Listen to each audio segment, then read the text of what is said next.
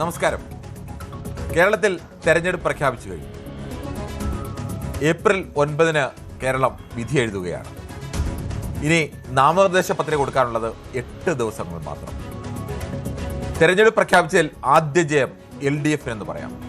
കാരണം തെരഞ്ഞെടുപ്പ് പ്രഖ്യാപിച്ച് തെരഞ്ഞെടുപ്പ് കമ്മീഷൻ വാർത്താ സമ്മേളനം അവസാനിക്കുന്നതിൻ്റെ അടുത്ത മിനിറ്റിൽ CPI 25 സ്ഥാനാർത്ഥികളെയും പ്രഖ്യാപിച്ചു. തൊട്ടുപിന്നാലെ CPMന്റെ മഹാഭൂരിപക്ഷം സീറ്റുകളിലെയും സ്ഥാനാർത്ഥികളെ പ്രഖ്യാപിക്കുന്നു. പാർട്ടി സ്ഥാനാർത്ഥികളെയും ഒപ്പം സ്വതന്ത്ര സ്ഥാനാർത്ഥികളടക്കം പ്രഖ്യാപിക്കുന്നു. കഴിഞ്ഞ കുറച്ചു കാലമായി, കഴിഞ്ഞ 5 വർഷത്തിനിടയിൽ UDFനെ സംബന്ധിച്ചായിരുന്നു ഈ നേട്ടമുണ്ടായത്. മുൻകാലങ്ങളൊക്കെയും UDFനെ സംബന്ധിച്ച് UDF തെരഞ്ഞെടുപ്പ് പ്രഖ്യാപിച്ച് ആദ്യം സ്ഥാനാർത്ഥി ചർച്ചകൾ നടത്തി, വീണ്ടും ചർച്ചകൾ നടത്തി, ചിലപ്പോൾ സ്ഥാനാർത്ഥികളെ നാമനിർദ്ദേശ പത്രിക കൊടുക്കുമ്പോൾ തന്നെ ഒന്നിലേറെ സ്ഥാനാർത്ഥികളുടെ നാമനിർദ്ദേശ പത്രിക കൊടുത്ത് എന്തിന് നാമനിർദ്ദേശ പത്രിക പിൻവലിക്കുന്നതിന് തൊട്ട് തലേ ദിവസം പുതിയ 3 സ്ഥാനാർത്ഥികളെ പ്രഖ്യാപിച്ച് AK ആന്റണിയും K കരുണാകരനും 2 AI ഗ്രൂപ്പുകളായി നിന്ന് പോരാടിയിരുന്ന കാലത്ത് 3 സ്ഥാനാർത്ഥികളെ, K കരുണാകരൻ്റെ 3 സ്ഥാനാർത്ഥികളെ മാറ്റി പ്രഖ്യാപിക്കുന്നു. അതുവരെ ചുവരെഴുതുകയും പ്രചരണം നടത്തുകയും ചെയ്ത സ്ഥാനാർത്ഥികളെ പിൻവലിച്ച് മാറ്റി 3 സ്ഥാനാർത്ഥികളെ പ്രഖ്യാപിക്കുന്നു. എന്നിട്ടും ആ 3 സ്ഥാനാർത്ഥികളെ വിജയിപ്പിക്കാൻ ഒക്കെ കഴിഞ്ഞ വലിയ പാരമ്പര്യം കോൺഗ്രസിനുണ്ട്, UDFനുണ്ട്. പക്ഷേ കാലക്രമത്തിൽ കോൺഗ്രസിൻ്റെയും UDFനെയും സംബന്ധിച്ച് 2001 തെരഞ്ഞെടുപ്പിന് ശേഷം UDFന് ഒരു ഘട്ടത്തിൽ പോലും കേരളത്തിൽ 80 സീറ്റിന് മേൽ കടക്കുക, അല്ലെങ്കിൽ മെച്ചപ്പെട്ടൊരു വിജയത്തിലേക്ക് അധികാരത്തിൽ ഏറിയിട്ടുണ്ട് എങ്കിൽ പോലും അത് കേവലം 4 സീറ്റുകളുടെ വ്യത്യാസത്തിലായിരുന്നു ഉമ്മൻചാണ്ടി സർക്കാർ അധികാരത്തിൽ വന്നത്. അതിനപ്പുറത്തേക്ക് ഒരു വിജയം നേടാൻ കഴിഞ്ഞ 2001 വിജയം നേടിയ ശേഷം ഇപ്പോൾ 2026 ആണ് എന്നത് ആലോചിക്കണം. 25 വർഷങ്ങൾ കഴിയുമ്പോൾ 25 വർഷത്തിൽ 1/4 നൂറ്റാണ്ടിനിടയിൽ കോൺഗ്രസിന് അങ്ങനെ ഒരു വിജയം നേടാൻ കഴിഞ്ഞിട്ടില്ല. പക്ഷേ കഴിഞ്ഞ 5 ഉപതെരഞ്ഞെടുപ്പുകൾ, കഴിഞ്ഞ 5 വർഷം നടന്ന 5 ഉപതെരഞ്ഞെടുപ്പുകൾ, ഈ 5 ഉപതെരഞ്ഞെടുപ്പുകളിലും കോൺഗ്രസിന് 4 കോൺഗ്രസ് തന്നെയാണ് വിജയിച്ചത്. ഒരിടത്ത് ചേലക്കരയായിരുന്നു. ചേലക്കര LDFന്റെ സീറ്റ് LDF നിലനിർത്തി. നിലമ്പൂർ സീറ്റ് LDFൻ്റെതായിരുന്നു. LDFിൽ നിന്നും നിലമ്പൂരിലെ സ്ഥാനാർത്ഥി PV അൻവർ മറുകണ്ഠം ചാടുമ്പോൾ PV അൻവറിൻ്റെ സീറ്റ് UDF പിടിച്ചെടുക്കുന്നു. ബാക്കി സീറ്റുകളിലുമൊക്കെ UDFന്റെ സീറ്റ് UDF നിലനിർത്തിയായിരുന്നു. പുതുപ്പള്ളിയായാലും നിലനിർത്തി. അതോടൊപ്പം തന്നെ ഉമാ തോമസ് അടക്കമുള്ള സീറ്റുകളൊക്കെ അവർക്ക് നിലനിർത്താൻ കഴിഞ്ഞു. ആ ഒരു നേട്ടത്തിനെല്ലാം പ്രധാനപ്പെട്ട കാരണം അന്നെല്ലാം തെരഞ്ഞെടുപ്പ് ഇന്ന് പ്രഖ്യാപിച്ചാൽ അന്ന് തന്നെ അല്ലെങ്കിൽ തൊട്ടടുത്ത ദിവസം തന്നെ സ്ഥാനാർത്ഥികളെ പ്രഖ്യാപിച്ച് തെരഞ്ഞെടുപ്പ് കളത്തിൽ ആദ്യം ഇറങ്ങുന്ന ഒരു പുതിയ പദവിയിലേക്ക് UDF മാറിയിരുന്നു.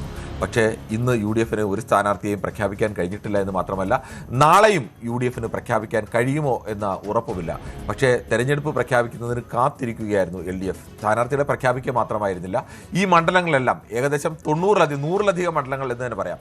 100-ലധികം മണ്ഡലങ്ങളിൽ ഇന്ന് തന്നെ ഇടതുമുന്നണിയുടെ സ്ഥാനാർത്ഥികൾ അവരുടെ ആദ്യ തെരഞ്ഞെടുപ്പ് പ്രചരണ റാലി അല്ലെങ്കിൽ തെരഞ്ഞെടുപ്പ് പ്രചരണ യാത്ര ആരംഭിച്ചു കഴിഞ്ഞു. അവർ ഇന്ന് തന്നെ വലിയ പ്രകടനമായി വന്നിട്ടാണ് മണ്ഡലത്തിൻ്റെ വിവിധ ഭാഗങ്ങൾ സഞ്ചരിച്ച് അവിടുത്തെ സ്ഥാനാർത്ഥിയെ പരിചയപ്പെടുത്തി അവർ മുന്നേറിക്കഴിഞ്ഞു. അതുകൊണ്ട് തന്നെയാണ് ആദ്യം പറഞ്ഞത്, ഇടതു മുന്നണിയെ സംബന്ധിച്ച് ഈ തെരഞ്ഞെടുപ്പ് പ്രഖ്യാപനത്തിൽ ആദ്യ ജയം ഇടതു മുന്നണിക്ക് തന്നെയാണെന്ന്. നമുക്കെന്തായാലും ഈ കഴിഞ്ഞ തെരഞ്ഞെടുപ്പുകളിലെ കണക്കുകൾ കൂടി ഒന്ന് പരിശോധിക്കേണ്ടതുണ്ട്. എങ്ങനെയാണ് UDFനും LDFനും ഒക്കെ കഴിഞ്ഞ ഓരോ ജില്ലകളിലും മുൻകാലങ്ങളിൽ എങ്ങനെയാണ് നേട്ടമുണ്ടായിരുന്നത്, അവർക്ക് കഴിഞ്ഞ തെരഞ്ഞെടുപ്പിൽ എത്ര സീറ്റുകളാണ് ലഭിച്ചത്, ഈ തെരഞ്ഞെടുപ്പിൽ എത്ര സീറ്റുകൾ വരെ ലഭിക്കാൻ സാധ്യതയുണ്ട്, ഈ ഒരു കണക്കിൽ കൂടി നമുക്ക് അടിസ്ഥാനപരമായി പരിശോധിക്കേണ്ടതുണ്ട്. 2006 കണക്ക് പരിശോധിച്ചാൽ അന്ന് VS അച്യുതാനന്ദൻ്റെ നേതൃത്വത്തിൽ ആദ്യം VS അച്യുതാനന്ദൻ്റെ സ്ഥാനാർത്ഥിത്വം നിഷേധിക്കപ്പെടുന്നു. ആ ഒരു രാഷ്ട്രീയ സാഹചര്യം കൂടി നമ്മൾ നോക്കണം. ആ സ്ഥാനാർത്ഥിന് ശേഷം കേരളത്തിൽ CPMകാർ മാത്രമല്ല, ഇടത് പ്രവർത്തകർ മാത്രമല്ല, പൊതുസമൂഹമാകെ VSൻ്റെ സ്ഥാനാർത്ഥിത്വത്തിന് വേണ്ടി വലിയ ബഹുജന പ്രക്ഷോഭങ്ങൾ ഉയർന്നു. CPMൻ്റെ അതുവരെയുള്ള ചരിത്രത്തിൽ ആദ്യമായി അവർ PB കൂടി അങ്ങനെ ഒരു തീരുമാനം തിരുത്തുകയും അതിനുശേഷം VSനെ സ്ഥാനാർത്ഥിയായി പ്രഖ്യാപിക്കുകയും ഒക്കെ ചെയ്യുന്നു.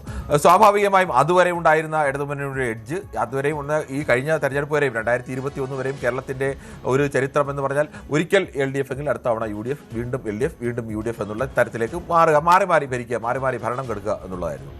അവിടെ നിന്ന് 2006 LDFന് ഭരണം കിട്ടേണ്ടതാണ്. അവിടെയാണ് VS ഫാക്ടർ എന്നുള്ള ഒരു അധിക ഫാക്ടർ കൂടി ആ തെരഞ്ഞെടുപ്പിൽ വരുന്നു. ആ തെരഞ്ഞെടുപ്പിൽ വന്നതോടുകൂടി ആ തെരഞ്ഞെടുപ്പിൽ 99 സീറ്റുകൾ നേടി LDF വളരെ മെച്ചപ്പെട്ട ഒരു വിജയം നേടുന്നു. UDF അതിന് മുമ്പ് 100 സീറ്റ് നേടി വിജയിച്ചിട്ടുണ്ട് കേരളയുടെ കാലത്ത് എന്നുള്ളത് നമ്മൾ ഓർക്കണം. ആ ഒരു മെച്ചപ്പെട്ട വിജയത്തിലേക്ക് ആ ഒരു കാലം മുതലാണ് പിന്നീട് ഈ 80, 70 അല്ലെങ്കിൽ 85, 65 അങ്ങനെയുള്ള ഒരു കണക്ക് മാറിയിട്ട് 90 മേൽ സീറ്റ് നേടി ഒരു മുന്നണി ജയിക്കുക എന്നാൽ ആ മുന്നണിക്ക് അതിശക്തമായ രീതിയിലേക്ക് കേരളത്തിൽ ആധിപത്യമുണ്ട്, അല്ലെങ്കിൽ കേരളത്തിലെ ജനങ്ങൾ ആ മുന്നണിയെ തന്നെ വിജയിപ്പിക്കാൻ പൊതുവെ ആഗ്രഹിച്ചിരുന്നു. ഏതെങ്കിലും ചില മണ്ഡലങ്ങൾ ഏതാനും സീറ്റുകളുടെ വോട്ടുകളുടെ 1000, 2000, 3000 വോട്ടുകളുടെ വ്യത്യാസത്തിൽ ജയിച്ചതുകൊണ്ടോ അതിൻ്റെ കൂടുതൽ ഭാഗ്യം ഏതെങ്കിലും മുന്നണിക്ക് ലഭിച്ചതുകൊണ്ടോ അല്ല, വ്യക്തമായ ഒരു ഭൂരിപക്ഷമായിരുന്നു. അങ്ങനെയാണ് 2006-ലെ വിജയം, വലിയ വിജയം നേടി 100-നടുത്ത് നിന്ന് 98, 99 എന്ന് പറയുമ്പോൾ അത് വലിയ മാർജിനിലേക്കാണ് വിജയിച്ചത്. അന്ന് പ്രധാനപ്പെട്ട ജില്ലകളിലൊക്കെ തന്നെ വലിയ വിജയം നേടാൻ ഇടതുമുന്നണി കഴിഞ്ഞു. ഒട്ടുമിക്ക എറണാകുളം ഒഴികെയുള്ള, എനിക്ക് തോന്നുന്നു എറണാകുളത്ത് മാത്രമാണ് UDF-ന് അത്തരത്തിൽ ഏതെങ്കിലും തരത്തിലൊരു വലിയ മേൽക്കൈ ഉണ്ടായിരുന്നു. ബാക്കി മണ്ഡലങ്ങളിലൊക്കെ തന്നെ കോട്ടയത്തും UDF-ന്, കോട്ടയത്ത് പരമ്പരാഗതമായി ഈ കേരള മാണി കോൺഗ്രസ് വരുന്നതിന് മുമ്പ് വരെ UDF-നുണ്ടായിരുന്നു, അല്ലെങ്കിൽ ഇടുക്കി ജില്ലയിലുമൊക്കെ UDF-നുണ്ടായിരുന്ന ഒരു മേൽക്കൈയുണ്ട്, പത്തനംതിട്ട ജില്ലയിലുമൊക്കെ ഉണ്ട് മേൽക്കൈയുണ്ട്. പക്ഷേ അതിനെയൊക്കെ മറികടന്ന് അന്ന് വിജയം നേടിയത്. പിന്നീട് 2006 കഴിഞ്ഞാൽ 2011-ലേതാണ്. 2011 കണക്കെടുക്കുമ്പോൾ VS-ന്റെ നേതൃത്വത്തിൽ തന്നെ വീണ്ടും ഒരു മത്സരം ഉണ്ടാകുന്നു. ഒരു തുടർ ഭരണം ഉണ്ടാവുമെന്നുള്ള പ്രതീതിയൊക്കെ ഉണ്ടാകുന്നു. ആ ഒരു ഘട്ടത്തിൽ കടുത്ത പോരാട്ടം നടക്കുകയാണ് 2011-ൽ. 2011-ലെ പോരാട്ടത്തിൽ CPM-ൽ തന്നെ കടുത്ത വിഭാഗീയതയുടെയൊക്കെ കടുത്ത ഘട്ടങ്ങൾ കൂടിയാണെന്ന് ആലോചിക്കണം. 2006-ലെ പോലെ ആയിരുന്നില്ല. 2011 വന്നപ്പോഴേക്കും VS ഒരു ഭാഗത്ത് നിന്ന് ഭരണം നയിക്കുന്ന മുഖ്യമന്ത്രി ഒരു ഭാഗത്ത് നിൽക്കുന്നു, പാർട്ടി സെക്രട്ടറി പിണറായി വിജയനും പാർട്ടിയും മറുഭാഗത്ത് നിൽക്കുന്നു. നിരന്തരമായ തർക്കങ്ങൾ, VS-ന്റെ ജനപ്രീതി, പാർട്ടിയുടെ നിലപാടുകൾ, അങ്ങനെ പലതരത്തിലുള്ള തർക്കങ്ങളും അന്തസംഘർഷങ്ങളും ഒക്കെ ഉണ്ടായിരുന്നു. പക്ഷേ സർക്കാരിനെ സംബന്ധിച്ച് കാര്യമായ എതിർപ്പുകൾ അന്ന് ഉണ്ടായിരുന്നില്ല എന്ന യാഥാർത്ഥ്യം കൂടിയുണ്ട്. എന്തായാലും ആ തെരഞ്ഞെടുപ്പ് വീണ്ടും നടക്കുന്നു. അവിടെ സ്വാഭാവികമായും UDF വലിയ ഭൂരിപക്ഷത്തോടുകൂടി വിജയിക്കേണ്ടതാണ്. ഉമ്മൻചാണ്ടിയുടെ നേതൃത്വത്തിൽ അത്തരമൊരു വിജയം UDF പ്രതീക്ഷിച്ചിരുന്നതാണ്. പക്ഷേ അവിടെ കേവലം 4 സീറ്റുകളുടെ വ്യത്യാസം മാത്രമാണ് ഉണ്ടാകുന്നത്. 72-68 എന്നുള്ള സീറ്റുകളുടെ വ്യത്യാസത്തിലാണ് 2011-ലെ ജയമുണ്ടായത്. 2011-ലെ ജയത്തിൽ 72-68 എന്നൊക്കെ പറയുമ്പോൾ മറ്റു ചില കാര്യങ്ങൾ കൂടി ആലോചിക്കണം. ഇടതുമുന്നണി അന്ന് ഏതെങ്കിലും ഒരു ഘട്ടത്തിൽ ആഗ്രഹിച്ചിരിക്കുകയാണ് 2011 സർക്കാരിനെ അട്ടിമറിച്ച് ഭരണം പിടിക്കണം എന്ന് ഇടതുമുന്നണി ആഗ്രഹിച്ചിരുന്നുവെങ്കിൽ, അല്ലെങ്കിൽ അങ്ങനെ ഒരു നീക്കത്തിന് CPM ഏതെങ്കിലും ഘട്ടത്തിൽ നേതൃത്വം നൽകിയിരുന്നെങ്കിൽ ഉറപ്പായും ആ സർക്കാർ താഴെ വീണേനെ എന്നത് ഒരു യാഥാർത്ഥ്യമാണ്. യഥാർത്ഥത്തിൽ അവിടെ ഉമ്മൻചാണ്ടിയുടെ കഴിവുകൊണ്ട് മാത്രമല്ല ആ സർക്കാർ 5 വർഷം പൂർത്തിയാക്കിയത്. 5 വർഷം പൂർത്തിയാക്കിയത് ഈ സർക്കാരിനെ നിലനിർത്തേണ്ടത്, ഈ സർക്കാരിനെ താഴെ ഇറക്കണ്ട എന്നൊരു തീരുമാനം CPM-ന് ഉണ്ടായിരുന്നു എന്നാണ്. അതിൻ്റെ ഒരു പ്രധാനപ്പെട്ട കാരണം നമ്മൾ നേരത്തെ പറഞ്ഞത് തന്നെയാണ്. അന്ന് CPM-ലുണ്ടായിരുന്ന VS അച്യുതാനന്ദനും അല്ലെങ്കിൽ പിണറായി വിജയൻ, രണ്ട് പ്രധാനപ്പെട്ട നേതാക്കളുടെ നേതൃത്വത്തിലുണ്ടായിരുന്ന 2 ഗ്രൂപ്പുകൾ, അല്ലെങ്കിൽ പാർട്ടിയിലെ 2 ഭാഗങ്ങൾ. സ്വാഭാവികമായും പ്രതിപക്ഷ നേതാവെന്ന നിലയ്ക്ക് എങ്ങനെയാണോ ഒരു മുഖ്യമന്ത്രി എന്ന നിലയ്ക്ക് VS-നുണ്ടായിരുന്നതിനേക്കാൾ വലിയ പ്രാധാന്യം പ്രതിപക്ഷ നേതാവാകുമ്പോൾ സ്വാഭാവികമായും അദ്ദേഹം അടിസ്ഥാനപരമായ ഒരു പ്രതിപക്ഷ നേതാവാണ്. ഒരു ഭരണാധികാരി എന്ന നിലയ്ക്കല്ല, അദ്ദേഹം ഒരു പ്രതിപക്ഷ നേതാവ്, ജനങ്ങളുടെ സ്വരം ഉയർത്തുന്ന നേതാവ് എന്ന നിലയ്ക്കായിരുന്നു അദ്ദേഹത്തിൻ്റെ പ്രാധാന്യം. അവിടെ ഇടയ്ക്ക് ഇതേ മാണി, KM മാണിയുമായിട്ടടക്കം ചില ചർച്ചകളുമൊക്കെ ഒരു ഘട്ടത്തിൽ നടന്നതാണ്. മറുഭാഗത്ത് കൊണ്ടുവരിക, KM മാണിയെ മുഖ്യമന്ത്രിയാക്കുന്ന അടക്കമുള്ള ആലോചനകളൊക്കെ ഭാഗത്ത് നടന്നതാണ്. മാണി മറുഭാഗത്ത് വരുന്നു. എന്തായാലും അങ്ങനെയുള്ള സംഭവങ്ങളൊന്നും ഉണ്ടായിട്ടില്ല. ആ സർക്കാരും 5 വർഷം പൂർത്തിയാക്കുന്ന ആ സർക്കാരിൻ്റെ കാലത്താണെന്ന് ആലോചിക്കണം. KM മാണി ബഡ്ജറ്റ് അവതരിപ്പിക്കുമ്പോൾ ആ ബഡ്ജറ്റിനെ എതിരെ വലിയ പ്രതിഷേധം ഉയരുന്നു. നിയമസഭയിൽ രാത്രി വൈകിയും അവിടെ പ്രധാനപ്പെട്ട അംഗങ്ങളെല്ലാം ഇരുന്നുകൊണ്ട് അവിടെ പ്രതിഷേധിക്കുന്ന ഇടതുമുന്നണിയുടെ അംഗങ്ങളെല്ലാം ഇരുന്ന് പ്രതിഷേധിക്കും. ഇന്നും പലപ്പോഴും ശിവൻകുട്ടിക്ക്, വിദ്യാഭ്യാസ മന്ത്രി ശിവൻകുട്ടിക്ക് മേൽ എന്ത് ആരോപണം വന്നാലും അദ്ദേഹത്തിന് മേൽ ആദ്യം എല്ലാവരും ഉയർത്തിക്കാട്ടുന്നത് അന്ന് അദ്ദേഹം ഡെസ്കിന് മുകളിൽ കൂടി ഇങ്ങനെ എതിരാളിയെ നേരിടാൻ, അല്ലെങ്കിൽ KM മാണിയെ തടയാൻ വേണ്ടി പോകുന്ന രംഗങ്ങളും അവസാനം അദ്ദേഹം തളർന്ന് വീഴുന്ന ഒരു രംഗവുമൊക്കെയാണ്. അത് എത്രയോ തവണയെങ്കിലും ഇപ്പോഴും ഉപയോഗിച്ചുകൊണ്ടേയിരിക്കുകയാണ്. ഇപ്പോഴും അദ്ദേഹത്തിൻ്റെ വിദ്യാഭ്യാസ വകുപ്പിനെ സംബന്ധിച്ച് കാര്യമായ ആരോപണങ്ങളില്ലാത്ത സമയത്ത് പോലും വിദ്യാഭ്യാസ വകുപ്പിനെതിരെ പോലും ആരോപണമായൊക്കെ പറയുന്നത് ഈ പണ്ട് ഇങ്ങനെയൊക്കെ ചെയ്ത മന്ത്രിയല്ലേ എന്നുള്ള ആ ഒരു കാര്യം ഇപ്പോഴും പറയുന്നുണ്ട്. എന്തായാലും ആ ഒരു ഘട്ടം 2011 കഴിയുന്നു. 2011 കഴിഞ്ഞാൽ പിന്നീട് 2016-ലെ തെരഞ്ഞെടുപ്പാണ്. 2016-ലെ തെരഞ്ഞെടുപ്പ് വരുമ്പോൾ സ്വാഭാവികമായും അന്ന് ഇടതുമുന്നണി ജയിക്കാനുള്ള സാധ്യത തന്നെയാണ്. അതിൽ ഒരു തവണ LDF വരുന്നു, അടുത്ത തവണ UDF, അടുത്ത തവണ LDF. ആ ഒരു കണക്ക് നോക്കിയാൽ ആ തെരഞ്ഞെടുപ്പിൽ വിജയിക്കേണ്ടത് ഇടതുമുന്നണിയാണ്. ഇടതുമുന്നണിക്ക് അന്ന് വ്യക്തമായ എഡ്ജുണ്ട്. കാരണം ഈ സർക്കാരിനെതിരെ, ഉമ്മൻചാണ്ടി സർക്കാരിനെതിരെ അതിരൂക്ഷമായ ആരോപണം പ്രതിപക്ഷം എന്ന നിലയ്ക്ക് അടുത്ത കാലത്ത് കഴിഞ്ഞ 25 വർഷത്തെ ഒരു പ്രതിപക്ഷത്തിൻ്റെ പ്രവർത്തനം പരിശോധിച്ചു കഴിഞ്ഞാൽ ഏറ്റവും ശക്തമായ രീതിയിൽ പ്രതിപക്ഷ നിര കേരള നിയമസഭയിൽ നിൽക്കുകയും പ്രതിപക്ഷം ഏറ്റവും കൂടുതൽ ആഞ്ഞെടുക്കുകയും കേരളത്തിലെ മാധ്യമങ്ങൾ ഏറ്റവും കൂടുതൽ പ്രതിപക്ഷത്തിൻ്റെ വാക്കുകൾ പ്രധാന തലക്കെട്ടുകളായി വരികയും പ്രധാന വാർത്തകളായി വരികയും ഒക്കെ ചെയ്ത ഒരു കാലഘട്ടം കൂടിയായിരുന്നു. പാർട്ടിയുടെ CPM-ൻ്റെ ഒരു വലിയ നിര MLA-മാർ ഉണ്ട്. മുന്നിൽ നിന്ന് നയിക്കാൻ എങ്ങനെ തലക്കെട്ട് വരുത്തണമെന്ന് കൃത്യമായി അറിയാവുന്ന, എങ്ങനെ എതിരാളി അടിക്കണമെന്ന് കൃത്യമായി അറിയാവുന്ന VS അച്യുതാനന്ദനെ പോലെ ഒരു പ്രതിപക്ഷ നേതാവ് അവിടെ ഉണ്ടായിരിക്കുന്നു. ആ സമയത്തൊക്കെ അങ്ങനെ പ്രതിപക്ഷം ഭരണപക്ഷത്തെ അവസാന ഘട്ടമൊക്കെ വന്നപ്പോൾ ഭരണപക്ഷത്തു നിന്നും കോൺഗ്രസിൽ നിന്നും VM സുധീരൻ അന്ന് KPCC അധ്യക്ഷനായിരുന്നു എന്ന് ആലോചിക്കണം. VM സുധീരൻ്റെ നേതൃത്വത്തിലടക്കം സർക്കാരിനെതിരെ പല മന്ത്രിമാർക്കുമെതിരെയൊക്കെ അഴിമതി ആരോപണങ്ങൾ, പരോക്ഷമായ അഴിമതി ആരോപണങ്ങൾ, പലതിനെതിരെയുള്ള നിയന്ത്രണങ്ങൾ, ബാർ അടച്ചുപൂട്ടുന്ന നടപടിയിലേക്ക് നീങ്ങിയ ചില നടപടികൾ, തർക്കങ്ങൾ, രൂക്ഷമായ അത്തരം വിഷയങ്ങളൊക്കെ സർക്കാരിനെതിരെ ഉണ്ടാകുന്നു. സർക്കാരിനെതിരെ അതിരൂക്ഷമായ അഴിമതി ആരോപണം ഉന്നയിക്കാനും കെടുകാര്യസ്ഥ ഉന്നയിക്കാനും അതിലൊരു പരിധിവരെ വിജയിക്കാനും ഒക്കെ കഴിഞ്ഞ ഒരു ഘട്ടത്തിലാണ് 2016 തെരഞ്ഞെടുപ്പ് നടക്കുന്നത്. 2016 തെരഞ്ഞെടുപ്പ് നടക്കുമ്പോൾ ഇടതുമുന്നണിയിൽ VS അച്യുതാനന്ദനും അതോടൊപ്പം തന്നെ പിണറായി വിജയനും രണ്ടുപേരുമാണ് വന്ന് മുന്നിൽ നിന്നുകൊണ്ട് ഇടതുമുന്നണിയെ നയിക്കുന്നത്. കോൺഗ്രസിനെ സംബന്ധിച്ച് 2016 തെരഞ്ഞെടുപ്പ് നടക്കുമ്പോൾ ഈ പറയുന്നത് പോലെ ഉമ്മൻചാണ്ടിയുടെ നേതൃത്വത്തിൽ തന്നെയാണ് 2016 തെരഞ്ഞെടുപ്പിലേക്ക് നേരിടുന്നത്. ആ 2016 തെരഞ്ഞെടുപ്പിൽ സ്വാഭാവികമായും അന്ന് ഉയർന്ന വലിയ രാഷ്ട്രീയ ആരോപണങ്ങളൊക്കെ ഉയർന്നു. മറ്റൊരു പ്രത്യേകത കൂടിയുണ്ട്. സമകാലീന രാഷ്ട്രീയമായി ആലോചിച്ചാൽ ഈ തെരഞ്ഞെടുപ്പിലാണ് വെള്ളാപ്പള്ളിയുടെ നേതൃത്വത്തിൽ, അന്ന് ഇപ്പോൾ ഇടതുമുന്നണിയായിട്ടൊക്കെ ചേർന്ന് നിൽക്കുകയാണെങ്കിൽ വെള്ളാപ്പള്ളിയുടെ നേതൃത്വത്തിൽ BDJS എന്ന് പറയുന്ന ഒരു പാർട്ടി രൂപപ്പെടുന്നതും ആ പാർട്ടി NDAയുടെ ഭാഗമാകുന്നതൊക്കെ. അത് പ്രധാനമായും നമ്മൾ ആലോചിക്കണം. കേരളത്തിലെ പാർട്ടികൾ എല്ലാ പാർട്ടികളെയും പരിശോധിച്ച് കഴിഞ്ഞാൽ ഓരോ പാർട്ടിക്കും കേരളത്തിലെ മത ജാതി വിഭാഗങ്ങളുടെ ചില വോട്ട് ബേസുകൾ അടിസ്ഥാനപരമായിട്ടുണ്ട്. അങ്ങനെ ഒരു വോട്ട് ബേസ് പരിശോധിച്ചാൽ CPMനെ സംബന്ധിച്ച് CPMൻ്റെ എക്കാലത്തെയും ഏറ്റവും വലിയ അടിത്തറ എന്ന് പറയുന്നത് കേരളത്തിലെ ഈഴവ വിഭാഗത്തിൻ്റെ വോട്ട് ബാങ്ക് ആയിരുന്നു. പരമ്പരാഗതമായി ഏതെങ്കിലും ഒരു ജാതി വിഭാഗം, ഒരു സമുദായം ഏറ്റവും കൂടുതൽ ആളുകൾ ഒരു പാർട്ടിയുമായി ചേർന്ന് നിൽക്കുന്നു എന്നുണ്ടെങ്കിൽ അത് CPMനെ സംബന്ധിച്ച് അത് ഈഴവ വിഭാഗമാണ്. കേരളത്തെ സംബന്ധിച്ച് ഒരു തരത്തിൽ BJPക്ക് എന്തുകൊണ്ട് വളർത്താൻ കഴിയുന്നില്ല, BJPക്ക് കടന്നു കയറാൻ കഴിയുന്നില്ല എന്നുള്ള ചോദ്യത്തിൻ്റെ ഏറ്റവും വലിയ ഉത്തരവും അതുതന്നെയാണ്. കേരളത്തിൽ അടിസ്ഥാനപരമായി ഒരു ഹിന്ദു പാർട്ടി എന്ന് പറയുന്നത് ഏറ്റവും കൂടുതൽ ഹിന്ദു മതത്തിൽ വിശ്വസിക്കുന്ന ഏറ്റവും കൂടുതൽ മനുഷ്യർ ഉൾപ്പെടുന്ന പാർട്ടി, അല്ലെങ്കിൽ അവർ വിശ്വസിക്കുന്ന പാർട്ടി CPM ആണ്. അങ്ങനെ ഒരു പാർട്ടി ഇവിടെ നിൽക്കുന്നതുകൊണ്ടാണ് BJPയെ പോലെ ഒരു ഹിന്ദുത്വ ഐഡിയോളജിയുമായി നിൽക്കുന്ന ഒരു പാർട്ടിക്ക് കടന്നു കയറാൻ കഴിയാത്തത്. അവർ വളരെ തന്ത്രപരമായ ബുദ്ധിപരമായ ഒരു നീക്കമാണെന്ന് നടത്തിയത്. അവിടെ എവിടെയാണ് ഈ CPMൻ്റെ ബേസ് എന്ന് പറയുന്നത് ഹിന്ദു വിഭാഗത്തിൽ ഈഴവ വോട്ട് ബാങ്കാണ് അവിടുത്തെ പ്രധാനപ്പെട്ട ഒരു ബേസായി നിൽക്കുന്നത്. മറ്റ് വോട്ട് ബാങ്കുകളൊക്കെ ഇപ്പോൾ നായർ വോട്ട് ബാങ്ക് അല്ലെങ്കിൽ മറ്റ് കാസ്റ്റിൻ്റെ വോട്ട് ബാങ്ക് ഒക്കെ ആയാലും BJP ജയിക്കുമെന്നൊരു ഘട്ടം വന്നാൽ വേണമെങ്കിൽ ആ പാർട്ടിയിലേക്ക് വോട്ട് മാറാനുള്ള സാധ്യതയൊക്കെ പലപ്പോഴും ഉണ്ടെങ്കിൽ ഇവിടെ അങ്ങനെയല്ല. ഇവിടെ അത്തരത്തിലേക്ക് വോട്ട് അടിസ്ഥാനപരമായി തന്നെ മഹാഭൂരിപക്ഷം പേരും CPMലോ അല്ലെങ്കിൽ CPI അല്ലെങ്കിൽ കോൺഗ്രസ് BJPയിലേക്ക് പോകുന്നൊരവസ്ഥയിൽ അവിടെയാണ് BDJS എന്ന് പറഞ്ഞൊരു സംഘടന രൂപീകരിക്കുകയും ഈ BDJSന് BJPയുമായി ചേരുകയും ഒക്കെ ചെയ്യുന്നു. സ്വാഭാവികമായും അതുവരെ BJPയിൽ ചേരാൻ ഒരു വലിയ ജനവിഭാഗത്തിനുണ്ടായിരുന്ന ഹിന്ദു സമുദായത്തിൽ ഏറ്റവും കൂടുതൽ അംഗങ്ങളൊക്കെ വരുന്ന ഒരു ജനവിഭാഗത്തിനുണ്ടായിരുന്ന ഒരു അകൽച്ച അല്ലെങ്കിൽ ഒരു അസ്പൃശ്യത, ആ ഒരു അസ്പൃശ്യതയും അകൽച്ചയുമൊക്കെ മാറുന്നത് ഈ BDJSൻ്റെ വരവോടുകൂടിയാണ്. BDJSനെതിരെ വെള്ളാപ്പള്ളി നടേശനെതിരെ അതിരൂക്ഷമായ രീതിയിലേക്ക് അന്ന് VSൻ്റെ നേതൃത്വത്തിൽ വലിയ ആക്ഷേപങ്ങളല്ല ആരോപണങ്ങളും ഒക്കെ യാഥാർത്ഥ്യങ്ങളും ഒക്കെ തന്നെയാണ് അന്ന് പറഞ്ഞതെന്ന് ആലോചിക്കണം. അത് മൈക്രോ ഫിനാൻസ് അഴിമതിയുടെ വിഷയം ഉയർത്തുന്നു. വെള്ളാപ്പള്ളി നടേശനെ എപ്പോഴും ഓർക്കുന്നു. VS എന്ന് ഫേസ്ബുക്കിലൂടെ എഴുതിയത് പറന്നു നടന്ന് മാലിന്യം വിതറുന്ന നടേശൻ എന്താണ്. കേന്ദ്ര സർക്കാർ അന്ന് ഈ വെള്ളാപ്പള്ളി നടേശന് യാത്ര ചെയ്യാൻ വേണ്ടി ഒരു ഹെലികോപ്റ്റർ നൽകിയിരുന്നു. അങ്ങനെ പറന്ന് നടന്ന് മാലിന്യം വിതറുന്ന നടേശൻ എന്നൊക്കെ പറയുന്നു. ആ തെരഞ്ഞെടുപ്പിലും വലിയ ഭൂരിപക്ഷത്തോടുകൂടി ഇടതുമുന്നണി ജയിക്കുന്നു. സ്വാഭാവികമായും ഇടതുമുന്നണിയിലേക്ക് അന്ന് പാർട്ടിയിൽ വലിയ ശക്തി ഉണ്ടായിരുന്നത് മുഖ്യമന്ത്രി പിണറായി വിജയൻ്റെ അനുകൂലിക്കുന്നവർക്കാണ് പാർട്ടിയിൽ ശക്തി ഉണ്ടായിരുന്നത്. ബംഗാളിലടക്കം പരാജയപ്പെടുന്നു. ആകെ അന്ന് VSനെ അനുകൂലിച്ചിരുന്നത് അന്ന് പാർട്ടി ജനറൽ സെക്രട്ടറി സീതാറാം യെച്ചൂരിയാണ്. ബംഗാൾ പരാജയപ്പെട്ടതോടുകൂടി സീതാറാം യെച്ചൂരിക്ക് ഉണ്ടായിരുന്ന ആ ഒരു ശബ്ദം കൂടി ഇല്ലാതെയാവുന്നു. ഒരു മഹാഭൂരിപക്ഷത്തിന് ഐകണ്ഠ്യേന എന്ന് തന്നെ പറയാം. അത്തരം ഒരു തീരുമാനത്തിലൂടെ പിണറായി വിജയൻ മുഖ്യമന്ത്രിയാവുന്നു 2016. ആ തെരഞ്ഞെടുപ്പിൽ ഇടതുമുന്നണിയുടെ വിജയം എന്ന് പറയുന്നത് 91-47 എന്ന് പറയുന്ന വലിയ ഭൂരിപക്ഷത്തോടു കൂടിയുണ്ട ഒരു വിജയമായിരുന്നു. 91-47 എന്ന് പറയുന്നത് 90 മേൽ വിജയം എന്ന് പറഞ്ഞാൽ അത് ആ മുന്നണിക്ക് വേണ്ടിയുള്ള ഒരു വ്യക്തമായ വിധിയെഴുത്ത് എന്ന് തന്നെ പറയേണ്ടി വരും.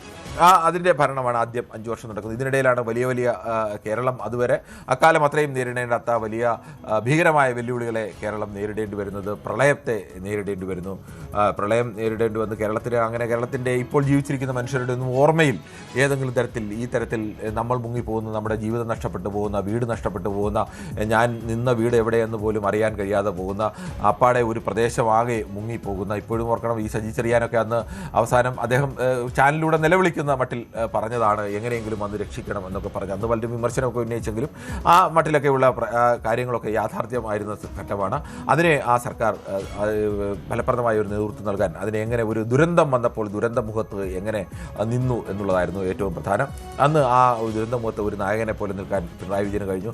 പിന്നീട് കോവിഡ് വരുന്നു. കോവിഡ് കാലത്തും ഈ അതിശക്തമായ രീതിയിലേക്ക് ലോകത്തിൽ ആർക്കും പരിചയമില്ലാത്ത ഒരു രീതി, ഒരു നാടും നഗരവും ആകെ അടഞ്ഞു പോകുന്ന അവസ്ഥ.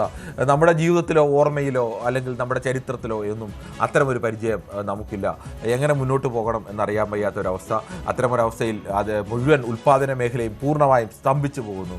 ഒരു സംസ്ഥാനത്തിൻ്റെ മുഴുവൻ ഉൽപ്പാദന മേഖലയെ സ്തംഭിച്ചാൽ എങ്ങനെ ആ നാട് മുന്നോട്ട് പോകും എന്നുള്ള അവസ്ഥ ഉണ്ടാകുന്നു. അങ്ങനെ ഒരു അവസ്ഥ ഉണ്ടാകുമ്പോൾ പോലും ആളുകൾക്ക് ഭക്ഷണം കഴിക്കണമെങ്കിൽ അന്നന്ന് പണിയെടുത്ത് സർക്കാർ ഉദ്യോഗസ്ഥർക്കോ അല്ലെങ്കിൽ ഏതെങ്കിലും അതുപോലെയുള്ള ചില പ്രൈവറ്റ് മേഖലയിൽ അപൂർവം ചില മേഖലയിലുള്ളവർക്ക് മാത്രമല്ലാതെ മറ്റുള്ളവരുടെയൊക്കെ ശമ്പളം മുടങ്ങിപ്പോകുന്ന അവസ്ഥ ഉണ്ടാകുന്നു. അങ്ങനെ സുഭിക്ഷമായി അന്ന് വരെ ജീവിച്ചിരുന്ന ജീവിതാവസ്ഥകളൊക്കെയും മുടങ്ങിപ്പോകുന്നു. അതുവരെ വലിയ അതെടുത്ത് EMI ഒക്കെ അടച്ചുകൊണ്ടിരുന്ന മനുഷ്യർക്ക് ആ EMI അടയ്ക്കാൻ മാത്രമല്ല നാളത്തെ ഭക്ഷണത്തിന് എങ്ങനെ വക കണ്ടെത്തണമെന്നറിയാൻ വയ്യാത്തൊരവസ്ഥ.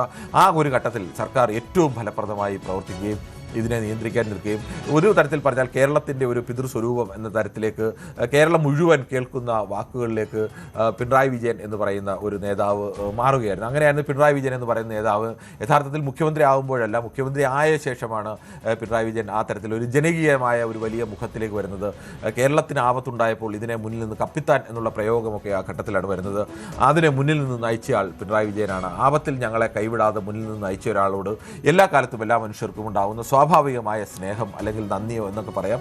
എന്തായാലും അല്ലെങ്കിൽ അത് ഉത്തരവാദിത്തമാണെന്ന് മറ്റു ചിലർക്ക് പറയാം. പക്ഷേ ഒരു ആപത്തിൽപ്പെട്ട് നിൽക്കുമ്പോൾ നമ്മളെ സഹായിക്കുന്നതിന് ഉത്തരവാദിത്തപ്പെട്ട ആളാണെങ്കിൽ പോലും നമുക്ക് അവരോട് അതിന് പോലീസിന് ഉത്തരവാദിത്തമുണ്ടവരുടെ അടി ഉണ്ടായാൽ അവരെ വന്ന് നിയന്ത്രിക്കുക എന്നുള്ളത്. പക്ഷേ നമ്മളൊരു അടി കൊണ്ട് നിൽക്കുമ്പോൾ പെട്ടെന്ന് പോലീസ് വന്ന് നിന്ദിച്ചാൽ ആ പോലീസിനോട് നമുക്ക് തോന്നുന്ന ഒരു സ്നേഹമോ ആദരവോ നന്ദിയോ ഒക്കെ ഉണ്ട്. ആ തരത്തിലേക്കൊക്കെ ഒരു പ്രത്യേക പ്രതിച്ഛായയിലേക്ക് പിണറായി വിജയന് മാറാനും 2021 തെരഞ്ഞെടുപ്പിൽ യഥാർത്ഥത്തിൽ അന്ന് ആ 5 വർഷത്തെ തെരഞ്ഞെടുപ്പിൽ അന്ന് പ്രതിപക്ഷ നേതാവായിരുന്ന രമേശ് ചെന്നിത്തല സുപ്രധാനമായ പല വിഷയങ്ങളിലും സർക്കാരിനെതിരെ ആരോപണങ്ങൾ ഉന്നയിക്കുകയും സർക്കാരിൻ്റെ ആ തീരുമാനങ്ങളൊക്കെ പിൻവലിപ്പിക്കുകയും ഒക്കെ ചെയ്തിരുന്ന യാഥാർത്ഥ്യമൊക്കെ ഉണ്ട്. പക്ഷേ ആ യാഥാർത്ഥ്യമൊക്കെ നിൽക്കുമ്പോഴും അതിനപ്പുറത്തേക്കായിരുന്നു ഒരു മനുഷ്യൻ എന്ന നിലയ്ക്ക്, ഒരു മാനവികത എന്ന നിലയ്ക്ക് ആ തരത്തിലേക്ക് വരുന്നു. അതിനോടൊപ്പം തന്നെയാണ് ഈ പറയുന്നത് പോലെ ശബരിമല വിഷയം വരുന്നു. ശബരിമല വിഷയം വരുമ്പോൾ ഇപ്പോൾ മലക്കം പറഞ്ഞുവെങ്കിലും അന്നത്തെ കാലത്ത് അങ്ങനെ ആയിരുന്നില്ല. അന്ന് ഒരു നവോത്ഥാന നിലപാട് ഉയർത്തുന്നു. അന്ന് വരെ മലയാളി ഓർത്തില്ല, മലയാളിയുടെ മനസ്സിലില്ലാത്ത രീതിയിലേക്ക് മലയാളി ഒരു കാലത്ത് ജീവിച്ചിരുന്ന മഹാഭൂരിപക്ഷം വരുന്ന മനുഷ്യർ ഒരു കാലത്ത് ജീവിച്ചിരുന്നത് സമന്മാരായിട്ടല്ല, സമത്വം എന്നൊരു ആശയമേ അവിടെ ആ പാട്ട് തന്നെ കഴിഞ്ഞ തെരഞ്ഞെടുപ്പ് ഗാനം തന്നെ അതായിരുന്നു.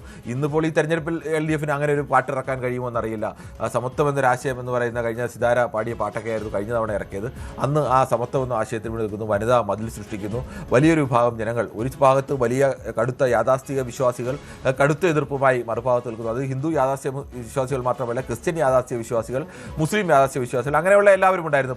മുസ്ലിം പള്ളികളിലേക്ക് ഇന്നിപ്പോൾ ശബരിമലയിൽ സ്ത്രീകൾ കയറിയാൽ നാളെ മുസ്ലിം പള്ളികളിലേക്ക് സ്ത്രീകളെ കയറ്റേണ്ടി വരില്ലേ എന്നുള്ള ചോദ്യം വന്നപ്പോൾ അതിനെ അംഗീകരിക്കാൻ കഴിയാത്ത യാഥാസ്ഥികർ, പള്ളികളിലൊക്കെ ഈ വികാരിമാരായും പള്ളികളിലെ പുരോഹിതന്മാരായും സ്ത്രീകൾ കടന്നു വരേണ്ടേ എന്നുള്ള ചോദ്യം വന്നാൽ അതിനെ അംഗീകരിക്കാൻ കഴിയാത്ത ക്രൈസ്തവ മേഖലയിലെ ഈ യാഥാസ്ഥികർ, അങ്ങനെ എല്ലാ മതവിഭാഗങ്ങളിലെയും യാഥാസ്ഥികർ ഒരു ഭാഗത്തും, മറുഭാഗത്ത് ഈ പരമ്പരാഗതമായി നൂറ്റാണ്ടുകളായി ഏതെങ്കിലും തരത്തിലേക്ക് അടിമത്തം അനുഭവിച്ചു വന്നിരുന്ന മനുഷ്യരുടെ പിന്മുറക്കാർ അവർ മറുഭാഗത്ത് പണിനിരുന്ന ഒരു വലിയ ചർച്ച, നവോത്ഥാന ചർച്ചയിലേക്ക് വന്നു. അങ്ങനെയാണ് യഥാർത്ഥത്തിൽ കേരളത്തിലെ പുതിയ തലമുറ എങ്ങനെയാണ് കേരളം രൂപപ്പെട്ടത് എന്ന തരത്തിലേക്കുള്ള വലിയ ചർച്ചകളുമൊക്കെ ആ കാലത്ത് ഉണ്ടായതാണ്. ആ ചർച്ചകളിലൂടെ ജനം പഠിച്ചു എങ്ങനെയാണ് ഈ സംസ്ഥാനം രൂപപ്പെട്ടത്. നമ്മളിങ്ങനെ സ്വസ്ഥമായി വന്ന് ഇങ്ങനെ എല്ലാ അവകാശത്തോടും കൂടി ഇരുന്നതല്ല. ഒട്ടേറെ മനുഷ്യർ അവരുടെ ജീവൻ കൊടുത്ത്, ഒട്ടേറെ മനുഷ്യർ വലിയ സമരങ്ങൾ നടത്തി അവരുടെ ജീവിതമൊക്കെ നടത്തുകയാണ്. എന്തിന് വസ്ത്രം ധരിക്കാനുള്ള അവകാശം പോലും കല്ലുമാല പൊട്ടിച്ചെറിഞ്ഞും മുലമുറിച്ചുമൊക്കെ സമരം ചെയ്ത മനുഷ്യർ ഈ നമ്മുടെ മുൻഗാമികളായി ഉണ്ടായിരുന്നു. അവരുടെയൊക്കെ കൊടിയ ത്യാഗത്തിൻ്റെ ഫലമാണ് ഇന്ന് മനുഷ്യർ ജീവിക്കുന്നതിനുള്ള യാഥാർത്ഥ്യത്തിലേക്കൊക്കെ വരുന്നു. പക്ഷേ അതിനിടയ്ക്ക് ഒരു ലോക്സഭാ തെരഞ്ഞെടുപ്പ് വരുന്നു. ആ ലോക്സഭാ തെരഞ്ഞെടുപ്പിൽ LDF അടിപതറി വീണ് ഒറ്റ സീറ്റിൽ മാത്രമായി, ഈ കനലൊരു തരിയെന്നൊക്കെ ഒന്ന് കളിയാക്കിയതുപോലെ ആലപ്പുഴ മാത്രമായി LDF വീണു പോകുന്നു. LDF സ്വാഭാവികമായും കരുതി അത് ശബരിമല കൊണ്ടുണ്ടായ പരാജയമാണ് എന്നവർ കരുതി കാണും. ചിലപ്പോൾ ശരിയാവാൻ തെറ്റാവാൻ നമുക്കറിയില്ല. എന്തുകൊണ്ടാണ് ആളുകൾ വോട്ട് ചെയ്യുന്നതല്ല. അങ്ങനെയാണെങ്കിൽ ശബരിമലയാണെങ്കിൽ ഇപ്പോൾ കഴിഞ്ഞ ലോക്സഭാ തെരഞ്ഞെടുപ്പിലും എന്തുകൊണ്ട് പരാജയപ്പെട്ടു, അവിടെ എന്തായിരുന്നു വിഷയം എന്നൊക്കെ ചിന്തിക്കേണ്ടി വരും. അങ്ങനെ വ്യത്യസ്തമായ അഭിപ്രായങ്ങൾ ഓരോരുത്തർക്കും അവരവരുടേതായ രീതിയിൽ വിശകലനങ്ങളൊക്കെ നടത്താൻ കഴിയും. എന്തായാലും വന്ന് പരാജയപ്പെടുന്നു. LDF ആ നിലപാടിൽ നിന്നൊക്കെ മാറുന്നു. ഇതുവരെ നിലപാട് പരസ്യമായി പറയേണ്ട ഒരു അവസ്ഥ വന്നില്ല. അതിപ്പോൾ ആണ് പറയേണ്ടി വരുന്നത്. അതിനുശേഷമാണ് ഇപ്പോൾ 2021 തെരഞ്ഞെടുപ്പിൽ ആ തെരഞ്ഞെടുപ്പ് വരുന്നു. ആ തെരഞ്ഞെടുപ്പിൽ പിണറായി വിജയൻ ആ ഒരു പ്രതിച്ഛായ നമ്മൾ നേരത്തെ പറഞ്ഞ പോലെ ആ ഒരു പ്രതിച്ഛായയിൽ നിൽക്കുന്ന പിണറായി വിജയൻ വലിയ വിജയം നേടുന്നു. അന്ന് 99-41 എന്ന സീറ്റിലേക്ക് വലിയ വിജയം നേടുന്നു. ചരിത്രത്തിൽ ദീർഘമായി ഇടതുമുന്നണിയും വലതുമുന്നണിയും 80 കണക്ക് കൃത്യമായി എടുത്താൽ ഏകദേശം LDF UDF ആ രൂപം വന്ന ശേഷമുള്ള എടുത്താൽ ആദ്യമായിട്ടാണ് ഒരു ഘട്ടത്തിൽ ഭരണം നഷ്ടപ്പെട്ടു പോകുന്ന അവസ്ഥയിലേക്ക് തുടർച്ചയായി ഏതെങ്കിലും ഒരു മുന്നണിക്ക് 10 വർഷം ഭരണം രണ്ടാമതും അധികാരത്തിലേറാൻ കഴിയുന്നത്. അത് പിണറായി വിജയൻ എന്ന് പറയുന്ന ആ നേതാവിൻ്റെ പ്രതിച്ഛായയ്ക്ക് അദ്ദേഹം കോവിഡ് കാലത്ത് പ്രളയകാലത്ത് ഒക്കെ ഏറ്റെടുത്ത നേതൃമികവിനുള്ള ഒരു അംഗീകാരം കൂടിയായിരുന്നു. അത് ഏതെങ്കിലും തരത്തിൽ ഇപ്പോഴും എൻ്റെ ഒരു വിലയിരുത്തൽ പ്രതിപക്ഷത്തിൻ്റെ ഒരു ദൗർബല്യം കൊണ്ടായിരുന്നില്ല അന്ന് പ്രതിപക്ഷത്തിന് പരാജയപ്പെട്ടത്. പ്രതിപക്ഷത്തിൻ്റെ ദൗർബല്യങ്ങളെയും ശക്തിയെയും മറികടക്കാൻ കഴിയുന്ന തരത്തിലേക്കുള്ള ഒരു പ്രതിച്ഛായ അന്ന് സൃഷ്ടിക്കാൻ ഭരണപക്ഷത്തിന് അല്ലെങ്കിൽ പിണറായി വിജയനും ആ സർക്കാരിനും കഴിഞ്ഞിരുന്നു. ആ സർക്കാരിലെ മന്ത്രിമാരും ഒക്കെ വളരെ മികച്ച മന്ത്രിമാർ, തോമസ് ഐസക്കായാലും ജി സുധാകരനായാലും AK ബാലനായാലും അങ്ങനെ KK ശൈലജയായാലും അങ്ങനെ എല്ലാവരും വളരെ മികച്ച മന്ത്രിമാർ. ആരെങ്കിലും ഒരാൾ അങ്ങനെ ഒരു മോശം മന്ത്രി എന്ന തരത്തിൽ പറയാൻ കഴിയുന്നത് കേരളം അംഗീകരിക്കുന്ന അഴിമതി വിരുദ്ധ പ്രതിച്ഛായുള്ള കാര്യപ്രാപ്തിയുടെ പേരിലൊക്കെ വലിയ ശേഷിയുള്ള അഭിപ്രായങ്ങളൊക്കെ പറയാൻ കഴിയുന്ന ആ തരത്തിലേക്കുള്ള മന്ത്രിമാരായിരുന്നു. ആ ടീമിൻ്റെ ഒരു നേട്ടം കൂടി സ്വാഭാവികമായും അന്ന് ആ കാലത്ത് ഉണ്ടായിരുന്നു. അതിൻ്റെ എല്ലാം കൂടി ഫലമാണ് 2021 ഭരണത്തിലേക്ക് വരുന്നു എന്നുള്ളത്. ആ 2021 വീണ്ടും 5 വർഷം കൂടി വരുന്നു. കേരളം ആദ്യമായിട്ടാണ് അല്ലെങ്കിൽ CPMൻ്റെ ചരിത്രത്തിൽ CPM ആദ്യമായിട്ടാണ് 10 വർഷം തുടർച്ചയായി ഭരിക്കുക എന്നുള്ള രീതിയിലേക്ക് വരുന്നത്. പാർട്ടിയിൽ ഒരു പാർട്ടിയിൽ 10 വർഷം എന്ന് പറയുന്നത് അത് ദീർഘമായ ഒരു കാലയളവാണ്. പല നേതാക്കന്മാരും ചിലപ്പോൾ ജില്ലാ കമ്മിറ്റിയിൽ നിന്ന് കേന്ദ്ര കമ്മിറ്റിയിൽ വരെയൊക്കെ എത്താനുള്ള സമയം, അല്ലെങ്കിൽ കാര്യമായ ശേഷിയില്ലാത്തവരൊക്കെ വലിയ നേതൃത്വത്തിലേക്ക് വരാനോ എന്തായാലും ശേഷിയില്ലാത്തവരാലും ഉള്ളവരാലും ഒക്കെ വലിയ തരത്തിലേക്ക് 10 വർഷം എന്ന് പറയുന്ന തരത്തിലേക്ക് വരാനുള്ള കാലഘട്ടം. ആ കാലഘട്ടമാണ് ഈ 10 വർഷം എന്ന് പറയുന്നത്. ഇനി നമുക്ക് ഈ ഓരോ ജില്ലകളും കഴിഞ്ഞ തവണ എന്തായിരുന്നു അവസ്ഥ, അല്ലെങ്കിൽ മുൻപത്തെ തവണ എന്താണ് അവസ്ഥ, ഇനി ഈ ജില്ലകളെ എങ്ങനെയൊക്കെ ബാധിക്കാം, അത്തരമൊരു വിഷയത്തിലേക്ക് പോകാം ഒരു ചെറിയ ഇടവേളയ്ക്ക് ശേഷം. നാട്ടിൽ വികസനത്തിന്റെ പരവധാനി വിരിച്ച് ആരവങ്ങളും ആർപ്പുവിളികളും ആവേശത്തോടെ കേരളം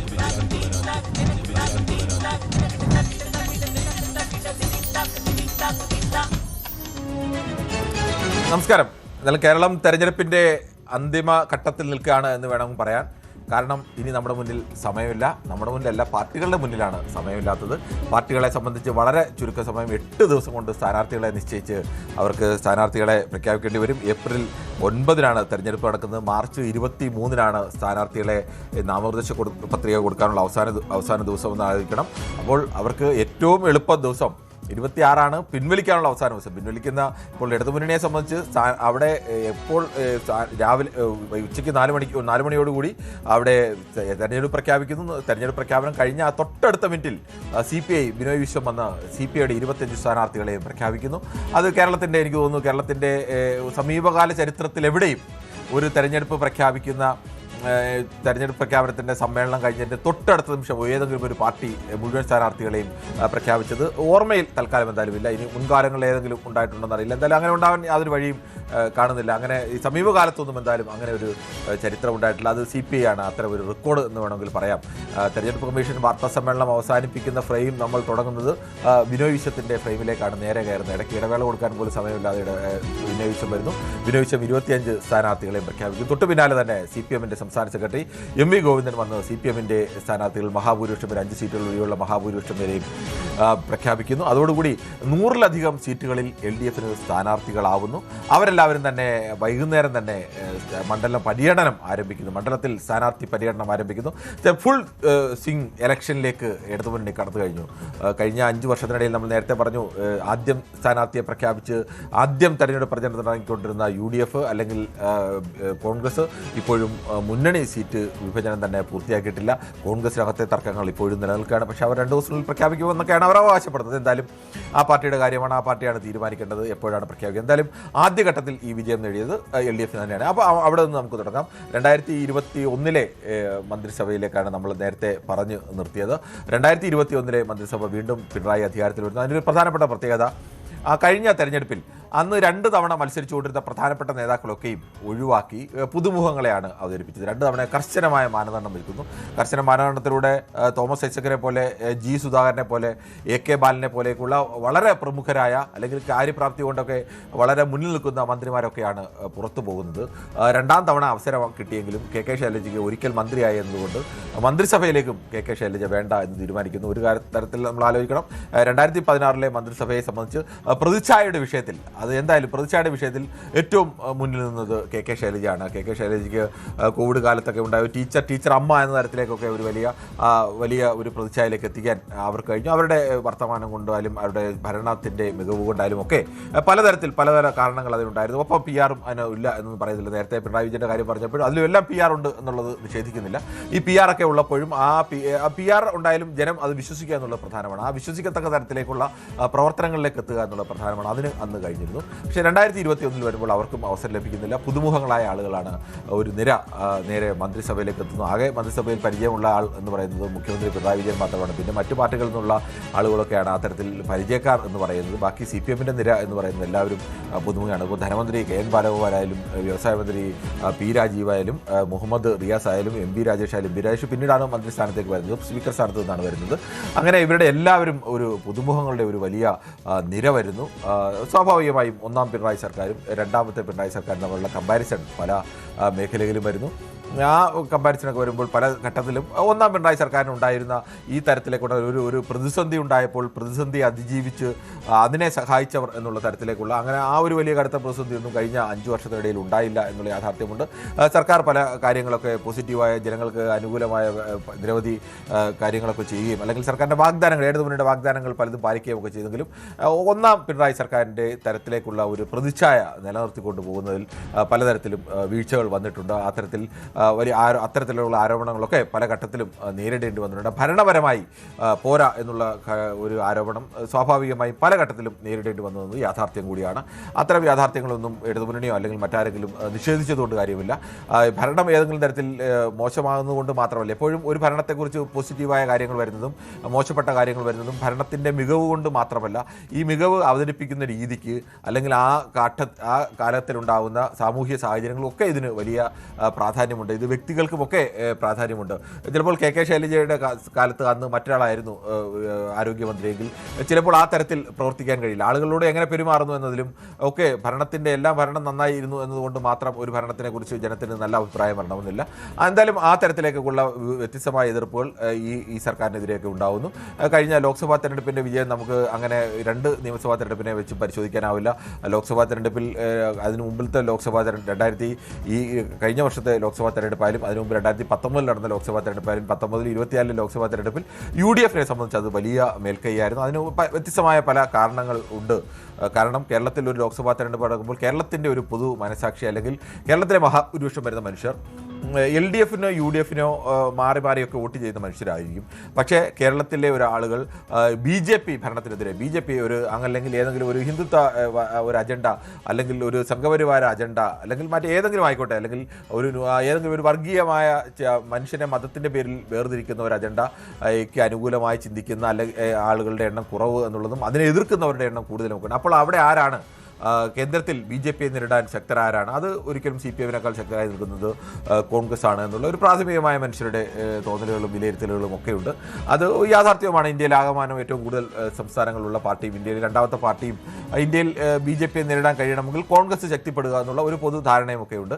സ്വാഭാവികമായും അത്തരം ഒരു ധാരണയിൽ വലിയൊരു ഭാഗം ആളുകളൊക്കെ കോൺഗ്രസിന് അനുകൂലമായി വോട്ട് ചെയ്തു. കേരളത്തിലെ മണ്ഡലങ്ങളിലെല്ലാം തന്നെ ഇടതുമുന്നണി ജയിച്ചുകൊണ്ടിരുന്ന മണ്ഡലങ്ങളൊക്കെ ഇപ്പോൾ തിരുവനന്തപുരം എടുത്താലും കൊല്ലം എടുത്താലും ആലപ്പുഴ എടുത്താലും ഒക്കെ ആലോചിക്കണം. ഈ കഴിഞ്ഞ ലോക്സഭാ തെരഞ്ഞെടുപ്പ് ആലപ്പുഴ മാത്രമാണ് 2016 വിജയിക്കാനായത്. ബാക്കി ഈ മണ്ഡലങ്ങളൊക്കെ എടുത്താൽ ഇതെല്ലാം മഹാഭൂരിപക്ഷ മണ്ഡലങ്ങളും വിജയിച്ചുകൊണ്ടിരിക്കുന്നത് ഇടതുമുന്നണിയാണെന്ന് ആലോചിക്കണം. തിരുവനന്തപുരത്തെ കണക്കാനെ എടുത്താൽ 13-1 യഥാർത്ഥത്തിൽ കഴിഞ്ഞ വർഷത്തെ LDF 13 seat, column seat Vincent മാത്രമാണ് വിജയിക്കാനായത് എന്ന് ആലോചിക്കണം. അതിനു മുമ്പായാലും 9-4 കൊല്ലം ജില്ലയിൽ എടുത്താൽ 9-2. കഴിഞ്ഞ തവണ കുണ്ടറയും കരുനാഗപ്പള്ളിയും മാത്രമാണ് UDF-ന് ജയിക്കാനായത്. അങ്ങനെയൊക്കെ വിജയിക്കുമ്പോഴാണ് അവിടെ UDF-ന്റെ സ്ഥാനാർത്ഥികൾ കോൺഗ്രസിൻ്റെ സ്ഥാനാർത്ഥികൾ ലക്ഷത്തിന് മേൽ ഭൂരിപക്ഷത്തോടുകൂടി വിജയിച്ചത്. എന്തായാലും ആ തെരഞ്ഞെടുപ്പിനെ ലോക്സഭാ തെരഞ്ഞെടുപ്പിനെ നമുക്ക് അങ്ങനെ നിയമസഭാ തെരഞ്ഞെടുപ്പിനുള്ള ഏതെങ്കിലും തരത്തിലേക്കുള്ള ഒരു സൂചകമായിട്ടോ അല്ലെങ്കിൽ അടയാളമായിട്ടോ കാണാൻ കഴിയില്ല. അത് കേരളത്തിൻ്റെ മുൻകാലങ്ങളൊക്കെ ഉള്ള ഒരു ചരിത്രമാണ്. എപ്പോഴും അങ്ങനെയാണ്. അത് ഇപ്പോൾ അതിന് ശക്തി പ്രാപിച്ചു എന്ന് വേണമെങ്കിൽ കരുതാം. കോൺഗ്രസ് എപ്പോഴും അവിടെ ഒരു എഡ്ജുണ്ട്. പക്ഷേ ഇപ്പോൾ ആ എഡ്ജ് കൂടി എന്ന് വേണമെങ്കിൽ പറയാം. പക്ഷേ കഴിഞ്ഞ തദ്ദേശ തെരഞ്ഞെടുപ്പിനെ സംബന്ധിച്ചിടത്തോളം തദ്ദേശ തെരഞ്ഞെടുപ്പിൽ എല്ലാ കാലത്തും ഇടതുമുന്നണിയെ സംബന്ധിച്ചിടത്തോളം ഇടതുമുന്നണിക്ക് അവിടെ ഒരു മേൽക്കൈയുണ്ട്. കാരണം സാധാരണ താഴെ തട്ടിൽ വരുന്ന പ്രവർത്തകർ താഴെത്തട്ടിൽ വരുന്ന പ്രവർത്തകർ ഏറ്റവും ഫലപ്രദമായി പ്രവർത്തിക്കുന്നത് ഇടതുമുന്നണിയുടെ പ്രവർത്തകരാണ്. ഇടതുമുന്നണിക്ക് അങ്ങനെ ഒരു സംഘടനാ സംവിധാനമുണ്ട്. കോൺഗ്രസ് എന്ന് പറയുന്ന യഥാർത്ഥത്തിൽ ഒരു ആൾക്കൂട്ടമാണ്. ചില സ്ഥലങ്ങളിലൊക്കെ നന്നായി പ്രവർത്തിക്കാനുള്ള ആളുകളൊക്കെ ഉണ്ടാവും. പക്ഷേ എല്ലാ സ്ഥലത്തും കൃത്യമായി അങ്ങനെ ഒരു കമ്മിറ്റിയോ ആ കമ്മിറ്റി ഉണ്ടെങ്കിൽ തന്നെ കമ്മിറ്റിയിൽ കൃത്യമായ ഒരു പ്രവർത്തനമോ ഒരു അടുക്കും ചിട്ടയോടും കൂടിയുള്ള രീതികളോ ഒന്നുമില്ല. വളരെ നിസ്സാരമായ ഒരു ഉദാഹരണം പറഞ്ഞു കഴിഞ്ഞാൽ, സാധാരണഗതിയിൽ ഈ നാട്ടിൻപുറത്തൊക്കെ ആളുകൾ സാധാരണ പാർട്ടി പ്രവർത്തകർ വിലയിരുത്താറുണ്ട്. ആകെ 100 വോട്ട് ഉണ്ടെങ്കിൽ അതിനകത്ത് ഒരു 55 വോട്ട് കോൺഗ്രസിനും 45 വോട്ട് CPM-നും ഉണ്ടെങ്കിൽ CPM ആണ് ജയിക്കാൻ സാധ്യത എന്ന് പറയും. കാരണം ഈ കോൺഗ്രസിന് 55 വോട്ടുണ്ടെങ്കിൽ ഈ 55 വോട്ടിൽ സാധാരണഗതിയിൽ വോട്ട് ചെയ്യാൻ വരുന്നത് ഒരു 40 പേരാവും. ബാക്കി ഒരു 15 പേര് കിടപ്പുണ്ട്. ഈ 15 പേരെ വോട്ട് ചെയ്യണമെങ്കിൽ അവരുടെ വീട്ടിൽ പോയി കാണണം, അവരെ നിർബന്ധിച്ച് വിളിച്ചുകൊണ്ട് വരണം, ചിലരെ ചിലപ്പോൾ വണ്ടിയിലൊക്കെ കൊണ്ടുവരേണ്ടി വരും. അത് ആരൊക്കെ വന്നില്ലെന്ന് തിരിച്ചറിയണമെങ്കിൽ ഓരോ മണിക്കൂറും ബൂത്തിൽ നിന്ന് കണക്കെടുത്ത് പരിശോധിക്കാൻ ആൾ വേണം. അത് ആരാണെന്ന് തിരിച്ചറിയാൻ കഴിയണം, വരാത്തവരാരാണെന്ന് തിരിച്ചറിയാൻ കഴിയണം. CPM-ന് ഇപ്പോൾ 45 പേരാണ് കയ്യിലുള്ളതെങ്കിൽ ആ 45 പേര് ഒരു 40 പേരെ വന്നുള്ളെങ്കിൽ അവർ, അല്ലെങ്കിൽ 35 പേരെ വന്നുള്ളെങ്കിൽ അവർ ആ 10 പേരെ കണ്ടെത്തും. ആരാണെന്ന് ഓരോ മണിക്കൂറുകളിലും കണ്ടെത്തി ആ മണിക്കൂറിൽ വരാത്തവരാരും അവരെ ഒന്നുകിൽ വിളിച്ചു വരുത്തും, അല്ലെങ്കിൽ വീട്ടിൽ പോയി വിളിക്കും, അല്ലെങ്കിൽ അവരെ കൊണ്ടുവരും. അങ്ങനെയൊക്കെ വോട്ട് ചെയ്യും. അത്തരം ഒരു സംവിധാനത്തിൻ്റെ ഒരു പ്രത്യേകത എന്ന് പറഞ്ഞാൽ ഒരു മണ്ഡലത്തിൽ ഒരു ബൂത്തിൽ അങ്ങനെ ഒരു 50 പേരെ കൊണ്ടുവരാൻ കഴിയുമെന്ന് കരുതുക.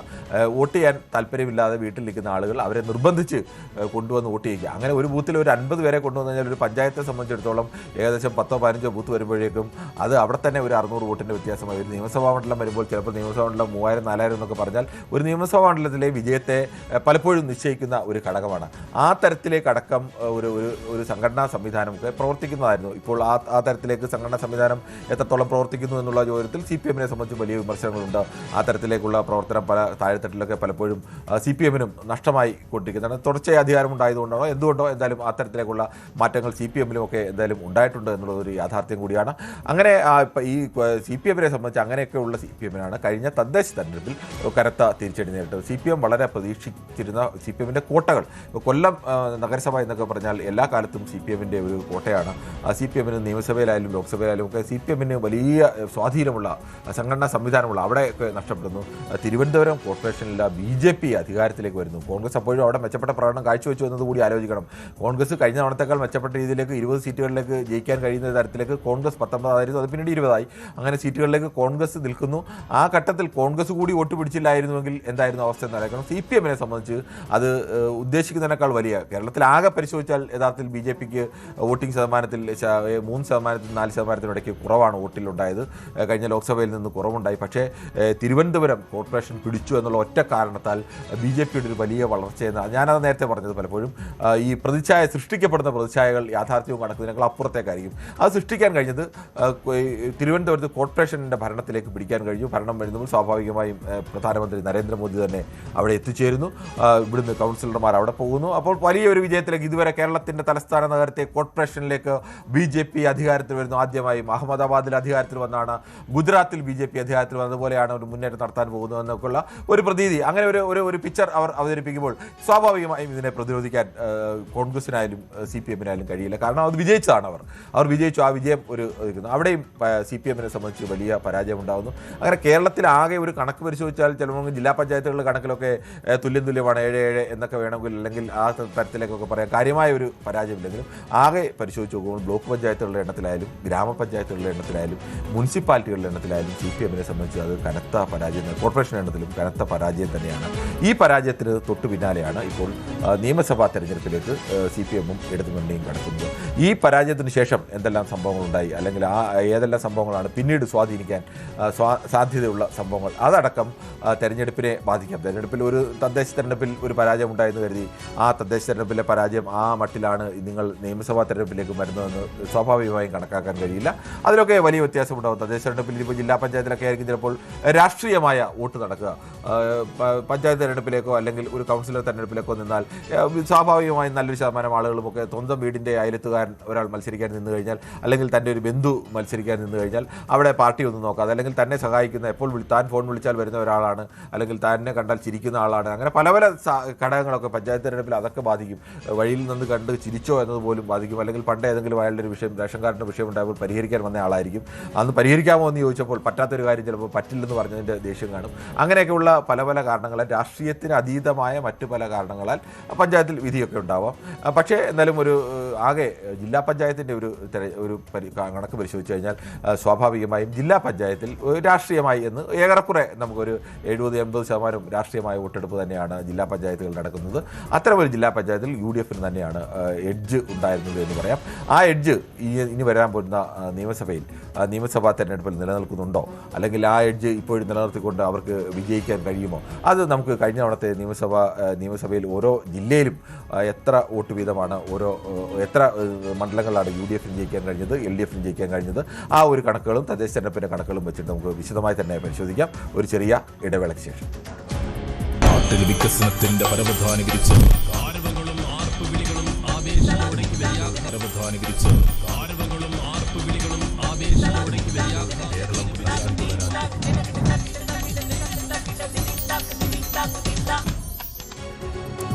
നമുക്ക് 2021 രണ്ട് മുന്നണികളുടെയും കണക്കുകളിലേക്ക് കൂടി നോക്കാം. 2021 99-41 എന്നുള്ളതായിരുന്നു കഴിഞ്ഞ തവണത്തെ നിയമസഭയിലെ കണക്ക്. CPM സംബന്ധിച്ച് 62 സീറ്റുകളിലാണ് വിജയിക്കാൻ കഴിഞ്ഞത്. ഏറ്റവും വലിയ പാർട്ടി CPM തന്നെയാണ്. 62 സീറ്റുകളിൽ നമുക്ക് CPM വലിയ വിജയമുണ്ടാകുന്നു. അവിടെ CPI സംബന്ധിച്ച് 17, LDF രണ്ടാമത്തെ വലിയ ഘടകകക്ഷി CPI ആണ്. അവർക്ക് 17 സീറ്റുകൾ വിജയിക്കാൻ കഴിയുന്നു. കേരള കോൺഗ്രസ് എം കഴിഞ്ഞ തവണയാണ് UDF നിന്ന് LDF വരുന്നത്.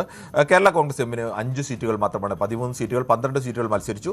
12 സീറ്റുകൾ 5 സീറ്റുകൾ മാത്രമാണ് കേരള കോൺഗ്രസ് എമ്മിന് വിജയിക്കാനായത്. കേരള കോൺഗ്രസ് എമ്മിന് യഥാർത്ഥത്തിൽ എന്നെ സംബന്ധിച്ചിടത്തോളം അവർക്ക് 5 സീറ്റുകൾ മാത്രം വിജയിക്കാൻ കഴിഞ്ഞുള്ളൂ എങ്കിലും കേരള കോൺഗ്രസ് എമ്മിൻ്റെ സഹായം കൊണ്ട് മധ്യ കേരളത്തിൽ LDF ഒരു നേട്ടമുണ്ടായി എന്ന് തന്നെയാണ് LDF കണ്ടത്. നേട്ടമുണ്ടായി യാഥാർത്ഥ്യം തന്നെയാണ്. ആ കണക്കുകൾ പരിശോധിച്ചാലൊക്കെ നമുക്കറിയാം.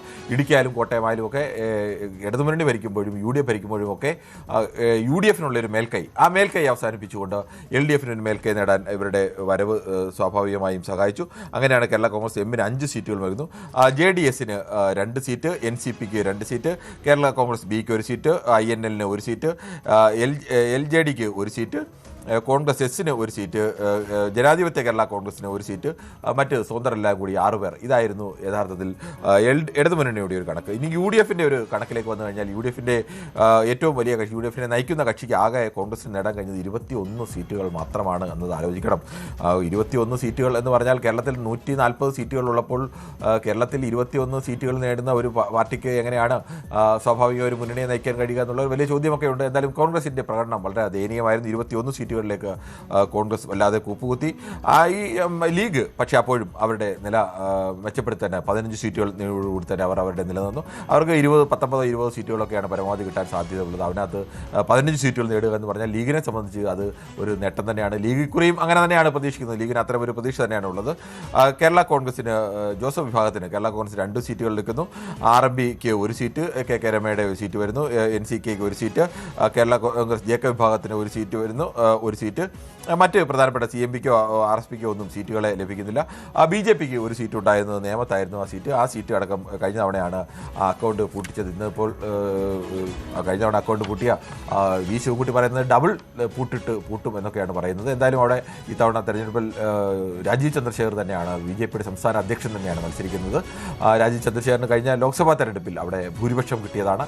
ആ കണക്ക് നോക്കിയാൽ അതിന് മുമ്പിലത്തെ ലോക്സഭാ തെരഞ്ഞെടുപ്പിലും അതിന് മുമ്പിലെ ലോക്സഭാ തെരഞ്ഞെടുപ്പിലും ഒക്കെ കഴിഞ്ഞ 3 ലോക്സഭാ തെരഞ്ഞെടുപ്പുകളിലും BJPക്ക് നേമത്ത് വലിയ ഭൂരിപക്ഷം ഉണ്ടായിരുന്നു. പക്ഷേ ഒരു തവണ മാത്രം അത് രാജഗോപാലിനെ പോലെ ഒരു നേതാവിന് നിരന്തരം മത്സരിച്ചുകൊണ്ടേയിരിക്കുന്ന ഒരു നേതാവിന് മറ്റ് രാഷ്ട്രീയത്തിനപ്പുറത്തേക്ക് സ്വാധീനമൊക്കെ ഉള്ള ഒരു നേതാവിന് മാത്രമാണ് വിജയിക്കാൻ കഴിഞ്ഞത്. അതെന്തായാലും അവിടെ നിൽക്കട്ടെ. നമുക്ക് ജില്ലകളുടെ ഒരു കണക്കുകൾ കൂടി നോക്കാം. തിരുവനന്തപുരം ജില്ല എടുത്തു കഴിഞ്ഞാൽ തിരുവനന്തപുരം ജില്ലയിലെ 14 സീറ്റുകളിൽ കഴിഞ്ഞ തവണ കോവളം ഒരു ഒറ്റ സീറ്റ് വിൻസെന്റിന് മാത്രമാണ് കഴിഞ്ഞ തവണ UDF ജയിക്കാൻ കഴിഞ്ഞത്. തിരുവനന്തപുരത്തെക്കുറിച്ച് മുൻകാലങ്ങളിലൊക്കെ പറഞ്ഞിരുന്നത് UDF ജയിച്ചാൽ UDF-നൊപ്പവും LDF ജയിച്ചാൽ LDF-നൊപ്പവും പോകുന്ന ജില്ല എന്നാണ്. ഭരണം മാറുന്നതിനനുസരിച്ച് മാറുന്ന ഒരു ജില്ല എന്നുള്ളതായിരുന്നു തിരുവനന്തപുരം ജില്ലയെ സംബന്ധിച്ച് മുൻകാലങ്ങളിലൊക്കെ പറഞ്ഞിരുന്നത്. പക്ഷേ കഴിഞ്ഞ കുറച്ച് കാലമായി UDF-നെ സംബന്ധിച്ച് തിരുവനന്തപുരം ജില്ലയെ സംബന്ധിച്ച് അങ്ങനെയല്ല. അതിന് മുമ്പിലെ കണക്ക് നോക്കിയാൽ 9-4 എന്നുള്ളതായിരുന്നു. 2011 കണക്ക് നോക്കിയാൽ 10-4 എന്നുള്ളതായിരുന്നു. 2006 കണക്ക് നോക്കിയാൽ 13-1 എന്നുള്ളതായിരുന്നു. യഥാർത്ഥത്തിൽ 13-1 എന്ന് പറയുന്ന കഴിഞ്ഞ അവിടുത്തെ വിജയം എന്ന് പറയുന്നത് തിരുവനന്തപുരം ജില്ലയിൽ LDF-നെ സംബന്ധിച്ച് ഏറ്റവും ആധികാരികമായ ഒരു വിജയം തന്നെയാണ്. ഇത്തവണയും MLA-മാരെ എല്ലാം വീണ്ടും മത്സരിപ്പിക്കാനുള്ള പ്രധാനപ്പെട്ട ഒരു കാരണവും പലതരത്തിലുള്ള ആരോപണം വന്ന MLA-മാരടക്കം നേതാക്കളുണ്ട്, മികച്ച പ്രകടനം നടത്തിയ MLA-മാരുണ്ട്. അവരടക്കം 2 തവണത്തെ എന്നുള്ള കഴിഞ്ഞ തവണ വലിയ ബലം പിടിച്ച് 2 തവണ മത്സരിച്ചില്ലെങ്കിൽ ഇനി മത്സരിക്കേണ്ട എന്നൊക്കെ തീരുമാനിച്ച അതേ CPM തന്നെയാണ് ഇപ്പോൾ 2-3 ഒന്നും നോക്കേണ്ടതില്ല, ജയിക്കാൻ വേണ്ടിയാണ് മത്സരം എന്നുള്ള മട്ടിലേക്ക് ആ തരത്തിൽ കഴിഞ്ഞ തവണ ജയിക്കാനുള്ള ആ തരത്തിലേക്ക് ഒരു ആത്മവിശ്വാസം ആ പാർട്ടിക്ക് ഉണ്ടായിരുന്നു. ഈ തവണ അത്രത്തോളം ആത്മവിശ്വാസം ഇല്ല എന്നുള്ളത് തന്നെ കൊണ്ട് തന്നെയാണ് ഇത്തരം ഇളവുകളൊക്കെ നൽകാൻ സ്വാഭാവികമായും തയ്യാറാകുന്നത്. ഏത് വിധേയനും ജയിക്കുക എന്നുള്ളതിലേക്ക് വരുന്നത്. ഇപ്പോൾ ശബരിമലയുടെ വിഷയത്തിലായിരിക്കുന്ന നവോത്ഥാന നിലപാടൊക്കെ വിട്ട് ആചാര സംരക്ഷണം എന്നുള്ള നിലപാടിലേക്ക് മാറുന്നതുമൊക്കെ ജയം എന്നുള്ള ഒരു നിലപാടിലേക്ക് മാറി ജയിക്കുന്ന കാര്യത്തിൽ ആശങ്കയുള്ളപ്പോഴാണ് അത്തരം നിലപാടുകളിലേക്ക് ഒരു പാർട്ടി മാറുന്നത്. അത്തരം ഒരു മാറ്റം ഉണ്ട് എന്നുള്ളതും ഒരു യാഥാർത്ഥ്യമാണ്. മറ്റൊന്ന് കൊല്ലം ജില്ലയാണ്. കൊല്ലം ജില്ലയെ സംബന്ധിച്ച് എപ്പോഴും ഇടതുമുന്നണിക്ക് തുടർച്ചയായി ഇടതുമുന്നണി ജയിക്കുന്ന ഘട്ടത്തിലെല്ലാം ഇടതുമുന്നണിക്ക് വലിയ വിജയം. കഴിഞ്ഞ ഒരു 25 വർഷത്തെ ചരിത്രം പരിശോധിച്ചു കഴിഞ്ഞാൽ കേരളത്തിൻ്റെ ഒരു ചെങ്കോട്ട എന്നല്ലെങ്കിൽ ചുവന്നു നിൽക്കുന്ന ജില്ല എന്നൊക്കെ പറഞ്ഞാൽ അത് കണ്ണൂരൊന്നുമല്ല. കണ്ണൂർ പലപ്പോഴും 4-5 സീറ്റുകളൊക്കെ നഷ്ടപ്പെടുന്ന അവസ്ഥ ഉണ്ടായിട്ടുണ്ട്. പക്ഷേ കൊല്ലം ജില്ലയെ സംബന്ധിച്ച് കൊല്ലം എപ്പോഴും ലോക്സഭാ തെരഞ്ഞെടുപ്പിൽ വലിയ 1.5 ലക്ഷത്തിൻ്റെ ഭൂരിപക്ഷത്തിനൊക്കെ പ്രേമേന്ദ്രൻ ജയിക്കുമ്പോഴും കൊല്ലത്തെ സംബന്ധിച്ച് പ്രേമേന്ദ്രൻ RSP-കാരനാണ്, ചുവന്ന കൊടി തന്നെ പിടിക്കുന്ന ആൾ തന്നെയാണ്. അവിടെ നിന്ന് ആദ്യം തുടക്കം മുതൽ തന്നെ അവിടെ നിന്ന് ജയിച്ചു വന്ന ആളൊക്കെയാണ്. എന്തായാലും അവിടെ അപ്പുറത്ത് നിൽക്കുമ്പോൾ UDF നിൽക്കുമ്പോൾ പ്രേമേന്ദ്രൻ ജയിപ്പിക്കുമ്പോഴും ഇടതുമുന്നണിക്ക് വലിയ സ്വാധീനമുള്ള സ്ഥലമാണ്. കഴിഞ്ഞ തവണയാണ് 2 സീറ്റുകൾ ലഭിക്കുന്നത്. അത് കരുനാഗപ്പള്ളിയാണ്. പരമ്പരാഗതമായി തന്നെ CPI-യുടെ കോട്ടയാണ് കരുനാഗപ്പള്ളി. CPI-യുടെ അതിപ്രഗത്ഭന്മാരായ മന്ത്രിമാരൊക്കെ മത്സരിച്ചിരുന്ന സ്ഥലമാണ് കരുനാഗപ്പള്ളി എന്നത് ആലോചിക്കണം. അതുപോലെ നേരത്തെ C. ദിവാകരനെ പോലെ വളരെ സീനിയറായ തലയെടുപ്പുള്ള സംസ്ഥാന മന്ത്രിയൊക്കെ ആയിരുന്ന ഒരു നേതാവായിരുന്നു മത്സരിച്ചിരുന്നത്. E. ചന്ദ്രശേഖരൻ നായരെ പോലെയുള്ള മന്ത്രിയായിരുന്ന CPI-യുടെ തന്നെ കേരളത്തിലാകെ അംഗീകാരമുള്ള ഒരു നേതാവ് മത്സരിച്ച സ്ഥലമാണ്. PS. ശ്രീനിവാസനെ പോലെയുള്ള വലിയ നേതാക്കളൊക്കെ മത്സരിച്ച് അങ്ങനെ എല്ലാ കാലത്തും വലിയ നേതാക്കളൊക്കെ മത്സരിച്ച് CPI-യുടെ സംസ്ഥാനത്ത് ഏറ്റവും പ്രധാനപ്പെട്ട നേതാക്കൾ മത്സരിച്ച സ്ഥലമാണ്. അവിടെയാണ് രാമേന്ദ്രൻ അങ്ങനെ ആ ജില്ലയിൽ ഒതുങ്ങി നിൽക്കുന്ന ഒരു നേതാവ് മത്സരിക്കുന്നു. ആദ്യ തവണ ജയിക്കുന്നു. പക്ഷേ 2ാം തവണ CR മഹേഷ് എന്ന് പറയുന്ന ചെറുപ്പക്കാരൻ വീണ്ടും ഒരിക്കൽ പരാജയപ്പെട്ട ശേഷം കഴിഞ്ഞ അവിടെ 2016 പരാജയപ്പെട്ട ശേഷം 21 വരുമ്പോൾ വീണ്ടും അവിടെ മത്സരിച്ചുകൊണ്ട് അവിടെ വിജയം ഉറപ്പാക്കുന്നു. കേരളത്തിലാകെ ഇടതുമുന്നണി വലിയ തരംഗം മാഞ്ഞു വീശുമ്പോഴാണ് അവിടെ നല്ല ഭൂരിപക്ഷത്തോടുകൂടി ഇടതു കോട്ടയിൽ CPI-യുടെ ഒരു ശക്തി കേന്ദ്രത്തിൽ ജയിക്കുന്നതെന്ന് ആലോചിക്കണം. മറ്റൊന്ന് കുണ്ടറയിൽ നിന്ന് PC വിഷ്ണുനാഥാണ്. PC വിഷ്ണുനാഥിൻ്റെ അവിടെ ജയിക്കുന്നത്. അങ്ങനെ 2 പേരാണ് കൊല്ലം ജില്ലയെ സംബന്ധിച്ച് കഴിഞ്ഞ തവണ കൊല്ലം ജില്ലയെ സംബന്ധിച്ച് കോൺഗ്രസിന് UDF-നും ആകെയുള്ളത്. ബാക്കി എല്ലാ സീറ്റുകളിലും ജയിച്ചത് LDF തന്നെയാണ്. അങ്ങനെ കൊല്ലം ജില്ലയ്ക്ക് എല്ലാ കാലത്തും അതിന് മുമ്പിലെ തവണയൊക്കെ കാണിച്ചു കഴിഞ്ഞാൽ 1-2 സീറ്റുകൾ മാത്രമാണ്. അത് 2006-ലായാലും 2011-ലായാലും 2016-ലായൊക്കെ നോക്കിയാൽ അതിനപ്പുറത്തേക്ക് ഒരു സീറ്റുകളിലേക്ക് UDF-ന് ജയിക്കാൻ പലപ്പോഴും കഴിയുന്നില്ല എന്നുള്ളതാണ്. ഒന്നുകിൽ ചവറ നേരത്തെ വിജയൻപിള്ള വന്ന് ജയിക്കുന്നതിന് മുമ്പ് ഷിബു ബേബി ജോൺ ജയിച്ചിരുന്നു. അതിനുശേഷം വിജയൻപിള്ളയായി പിന്നീട് അദ്ദേഹത്തിൻ്റെ മകൻ സുജിത്ത് വിജയൻപിള്ള ജയിക്കുന്നു. അവിടെയും അങ്ങനെയായിരുന്നു. ചവറയായിരുന്നു ഒരു പ്രധാന കേന്ദ്രമായി നിന്നത്.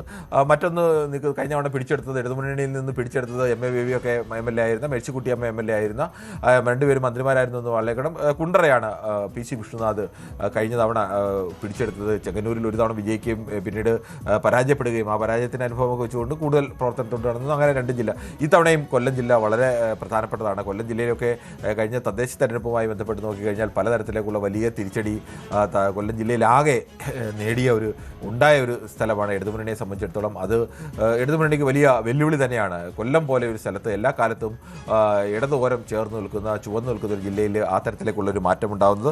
മറ്റൊന്ന് പത്തനംതിട്ട ജില്ലയാണ്. പത്തനംതിട്ട ജില്ല കഴിഞ്ഞ തവണ സമ്പൂർണ്ണമായ ആധിപത്യമായിരുന്നു. കഴിഞ്ഞ 2 തവണയും ഇടതുമുന്നണിക്കുണ്ടായിരുന്ന എല്ലാ സീറ്റുകളിലും വിജയിച്ചുകൊണ്ട് തന്നെയാണ് ഇടതുമുന്നണി. അത് അവിടെയും ആലോചിക്കണം. ലോക്സഭയിലേക്ക് വലിയ ഭൂരിപക്ഷത്തോടു കൂടിയാണ് ആന്റോ ആന്റണി ജയിക്കുന്നതെന്ന് ആലോചിക്കണം.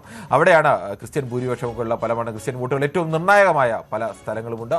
BJP-ക്ക് നിർണായകമായ വോട്ടുള്ള പല മണ്ഡലങ്ങളുമുണ്ട്. അവിടെയൊക്കെ ഇപ്പോൾ ഇടതുമുന്നണിക്ക് ആ തരത്തിലേക്ക് ജയിക്കാൻ കഴിയുന്നു എന്നത് ആലോചിക്കണം. അടൂർ പ്രകാശിനെ പോലെ ഒരു നേതാവ് അവിടെ നിന്ന് മാറി ലോക്സഭയിലേക്ക് വന്നതോടുകൂടിയാണ് ആ മണ്ഡലമടക്കം ഇടതുമുന്നണിക്ക് പിടിച്ചെടുക്കാൻ കഴിയുന്ന ഒരു അവസ്ഥയുണ്ടാകുന്നത്. അല്ലെങ്കിൽ അടൂർ പ്രകാശിനെ പോലെ സ്ഥിരമായി നിലനിർത്തിക്കൊണ്ടിരുന്ന ഒരു മണ്ഡലമാണ്. അങ്ങനെ പല കാരണങ്ങൾ, പലതരത്തിലുള്ള വീണ ജോർജിനെ പോലെ ഓർത്തഡോക്സ് സഭ UDF-യുമായി കോൺഗ്രസുമായി ഇടഞ്ഞു നിൽക്കുമ്പോൾ വീണ ജോർജിനെ പോലെ ഒരാളെ കൊണ്ടുവരുന്നു. ഓർത്തഡോക്സ് സഭയുടെ വലിയ പിന്തുണ വീണ ജോർജിനുണ്ട്. അത് ഓർത്തഡോക്സ് സഭയുടെ പ്രതിയായിട്ടൊക്കെ തന്നെയാണ് യഥാർത്ഥത്തിൽ വീണ ജോർജ് CPM-ലേക്ക് വരുന്നതും സ്ഥാനാർത്ഥിയാവുന്നതും മന്ത്രിയാവുന്നതും ഒക്കെ പാർട്ടിയുടെ നേതാവൊക്കെ ആയിരിക്കുമ്പോഴും അങ്ങനെ ആ പലതരത്തിലുള്ള ജാതി മത സമുദായങ്ങളുടെ ഇക്വേഷൻ അതെല്ലാം കൊണ്ട് പത്തനംതിട്ട ജില്ലയിൽ ഈ തവണ പത്തനംതിട്ട ജില്ലയിലെ അവസ്ഥയും പത്തനംതിട്ട ജില്ല തദ്ദേശ തെരഞ്ഞെടുപ്പിലെ അവസ്ഥ മെച്ചപ്പെട്ടതല്ല. അവിടെയും ഇത്തവണ കടുത്ത വെല്ലുവിളിയാണ് ഇടതുമുന്നണി നേരിടുന്നത്. UDF വലിയ പ്രതീക്ഷ വെക്കുന്ന ഒരു ജില്ല കൂടിയാണ്. പക്ഷേ ഇപ്പോഴും UDFിൽ അവിടെ കടുത്ത തർക്കങ്ങൾ നിലനിൽക്കുകയാണ് സ്ഥാനാർത്ഥി നിർണ്ണയത്തെ ചൊല്ലി എന്നുള്ളത് ഒരു യാഥാർത്ഥ്യം കൂടിയാണ്. മറ്റൊന്ന് പത്തനംതിട്ട കഴിഞ്ഞാൽ ആലപ്പുഴ ജില്ലയാണ്. ആലപ്പുഴ ജില്ലയിൽ ഹരിപ്പാട് മാത്രമാണ് കഴിഞ്ഞ തവണ രമേശ് ചെന്നിത്തലയ്ക്ക് ഒറ്റ ഒരു സീറ്റ് മാത്രമാണ് കഴിഞ്ഞ തവണ ആലപ്പുഴ ജില്ലയിൽ അവിടെ നേടാനായത്. കഴിഞ്ഞ തവണയും അതിന് മുമ്പിൽ തവണയും ഒക്കെ ആലപ്പുഴയിൽ രമേശ് ചെന്നിത്തലയ്ക്ക് മാത്രമാണ് സീറ്റ് നേടാനായത്. മുമ്പ് KC വേണുഗോപാലൊക്കെ മത്സരിക്കുമ്പോൾ ആലപ്പുഴ KC വേണുഗോപാലിന് മത്സരിക്കാനും ജയിക്കാനും ഒക്കെ കഴിഞ്ഞ സ്ഥലമാണ്. ചെങ്ങന്നൂർ ഒരു കാലത്ത് UDFിൻ്റെ കോട്ടയായിരുന്നു. കോൺഗ്രസിൻ്റെ MLA മാർ ഉണ്ടായിരുന്ന സ്ഥലമാണ്. ചെങ്ങന്നൂരായാലും ആലപ്പുഴയായാലും ഒക്കെ UDFിന് നേട്ടമുണ്ടാക്കിയിരുന്ന സ്ഥലങ്ങളായിരുന്നു. കായംകുളത്ത് MM ഹസനെ പോലെയുള്ള ഒരാൾ MLA ആയിരുന്നു. അങ്ങനെയൊക്കെ അവരുടെ പ്രധാനപ്പെട്ട മണ്ഡലങ്ങളൊക്കെ ആ മണ്ഡലങ്ങളൊക്കെയും നഷ്ടപ്പെടുകയും ആലപ്പുഴയിൽ രമേശ് ചെന്നിത്തല എന്ന ഒരു ഏക ചരിപ്പാട് എന്നുള്ള ഏക ഒരു തുരുത്തിലേക്ക് വന്ന് നിൽക്കുകയും ഒക്കെ ചെയ്യാണ്. ഇത്തവണ ആലപ്പുഴയിലും വലിയ വെല്ലുവിളി നേരിടുന്നത് G. സുധാകരനെ പോലെ ആലപ്പുഴ ജില്ലയെ കഴിഞ്ഞ ഒരു 5 വർഷത്തെ കാലയളവ് ഒഴിച്ചു നിർത്തിക്കഴിഞ്ഞാൽ അതിന് മുമ്പ് വരുന്ന ഒരു 3 പതിറ്റാണ്ട് കാലം ആലപ്പുഴ ജില്ലയിലെ CPM-നെ നിയന്ത്രിച്ചിരുന്ന, അല്ലെങ്കിൽ CPM എങ്ങനെ ചലിക്കണമെന്ന് തീരുമാനിച്ചിരുന്ന അവസാന വാക്ക് G. സുധാകരനായിരുന്നു. G. സുധാകരന് പാർട്ടിക്ക് പുറത്തും വലിയ പ്രതിച്ഛായുള്ള നേതാവാണ്. ആദ്യഘട്ടത്തിലെ സുധാകരനല്ല, ആദ്യഘട്ടത്തിൽ മത്സരിച്ച് പരാജയപ്പെടുന്ന മുരടനായ ഒരു സുധാകരനായിരുന്നെങ്കിൽ പിന്നീട് ജനകീയനായ ഒരു G. സുധാകരനായി അദ്ദേഹം പരിവർത്തനം ചെയ്യപ്പെട്ടു. അതിനുശേഷം അദ്ദേഹത്തിന് ഉണ്ടായ വലിയ സ്വാധീനമൊക്കെ ഉണ്ട്. അദ്ദേഹം പരസ്യമായി പാർട്ടിയെ വെല്ലുവിളിച്ച് അമ്പലപ്പുഴയിൽ മറുത്തു മത്സരിക്കുന്ന ഒരു അവസ്ഥ. അത്തരം അവസ്ഥയിൽ എന്താവും, വീണ്ടും ഇളവുകൾ നൽകിയാണ് എല്ലാവരെയും സ്ഥാനാർത്ഥിയാക്കുന്നത്. എല്ലാ മണ്ഡലങ്ങളിലും ഇളവുകൾ നൽകി MLA-മാരെ വീണ്ടും സ്ഥാനാർത്ഥിയാക്കും. കഴിഞ്ഞ തവണയൊക്കെ പല സ്ഥാനാർത്ഥികളെയും അങ്ങനെ CPM മാറ്റി നിർത്തിയപ്പോൾ ഇത്തവണ അങ്ങനെയല്ല വരുന്നത്. കോൺഗ്രസിനെ സംബന്ധിച്ച് ഇപ്പോഴും അവിടുത്തെ സ്ഥാനാർത്ഥികളെ സംബന്ധിച്ച് തീരുമാനം ഇപ്പോഴും ആവാതെ നിൽക്കുകയാണ്. അതെല്ലാം തർക്കത്തിൽ, പല മണ്ഡലങ്ങളിലും തർക്കത്തിൽ നിൽക്കുന്നു എന്നുള്ള യാഥാർത്ഥ്യം കൂടിയുണ്ട്. എന്തായാലും ആലപ്പുഴയും കോൺഗ്രസ് ഇത്തവണ വലിയ പ്രതീക്ഷ വെക്കുന്ന ഒരു ജില്ല കൂടിയാണ്. കടുത്ത രാഷ്ട്രീയ പോരാട്ടം ഇടതുമുന്നണിയെ സംബന്ധിച്ച് നമ്മളിപ്പോൾ പറഞ്ഞ ജില്ലകളിലൊക്കെ തിരുവനന്തപുരമായാലും കൊല്ലമായാലും ആലപ്പുഴയായാലും പത്തനംതിട്ടയായാലും ഈ 4 ജില്ലകൾ ഇടതുമുന്നണിയെ സംബന്ധിച്ച് കഴിഞ്ഞ സർക്കാർ രൂപീകരണത്തിൽ ഏറ്റവും നിർണായകമായ 4 ജില്ലകളായിരുന്നു എന്നതുപോലെ വെക്കണം. പിന്നീട് കോട്ടയമാണ്. കോട്ടയത്ത് 5-4 എന്നുള്ള ഒരു അവസ്ഥയിലേക്ക് എത്തുന്നു. കോട്ടയത്ത് 5-4 എന്നുള്ള അവസ്ഥ എത്തുമ്പോൾ അതിന് മുന്നേ വർഷങ്ങളിലെ അവസ്ഥ കൂടി നമ്മളൊന്ന് വായിക്കേണ്ടതുണ്ട്. 2006-ലെ അവസ്ഥ, ഇടതുമുന്നണി ഭരിച്ച കാലമാണെന്ന് ആലോചിക്കണം. 2006-ൽ കോട്ടയത്ത് 2 സീറ്റായിരുന്നു LDF-നുണ്ടായിരുന്നത്. അന്ന് UDF-ന് 8 സീറ്റായിരുന്നു ഉണ്ടായിരുന്നത്. 2011-ലും 2 സീറ്റാണ് LDF-നുണ്ടായിരിക്കുന്നത്. 2016-ലും 2 സീറ്റ് ഉണ്ടായിരുന്ന സ്ഥാനത്താണ് 5-4 എന്നുള്ള ഒരു സ്ഥലത്തേക്ക് വരുന്നത്. 2 അല്ലെങ്കിൽ പരമാവധി 3 സീറ്റുകൾ മാത്രം ജയിക്കാൻ കഴിയുന്നൊരു ജില്ലയിലേക്ക് UDF-ന് മേലൊരു ആധിപത്യം കഴിക്കാൻ കഴിഞ്ഞ തവണയാണ് LDF-ന് കഴിഞ്ഞത്. അത് സ്വാഭാവികമായും കോട്ടയം ജില്ലയെ സംബന്ധിച്ച് ഏറ്റവും സ്വാധീനമുള്ള കേരള കോൺഗ്രസ് M പോലെ ഒരു പാർട്ടി ഇടതുമുന്നണിയിൽ എത്തി എന്നുള്ളതുകൊണ്ടാണ്. അത് ഇനി ഈ തവണ കേരള കോൺഗ്രസ് M-ന്റെ വിഷയങ്ങൾ ഉള്ളിൽ ഇടയ്ക്ക് കോൺഗ്രസിലേക്ക് UDF-ലേക്ക് പോകാനുള്ള ചില ചർച്ചകൾ നടത്തിയതുള്ള വാർത്തകൾ പുറത്തു വരുന്നു.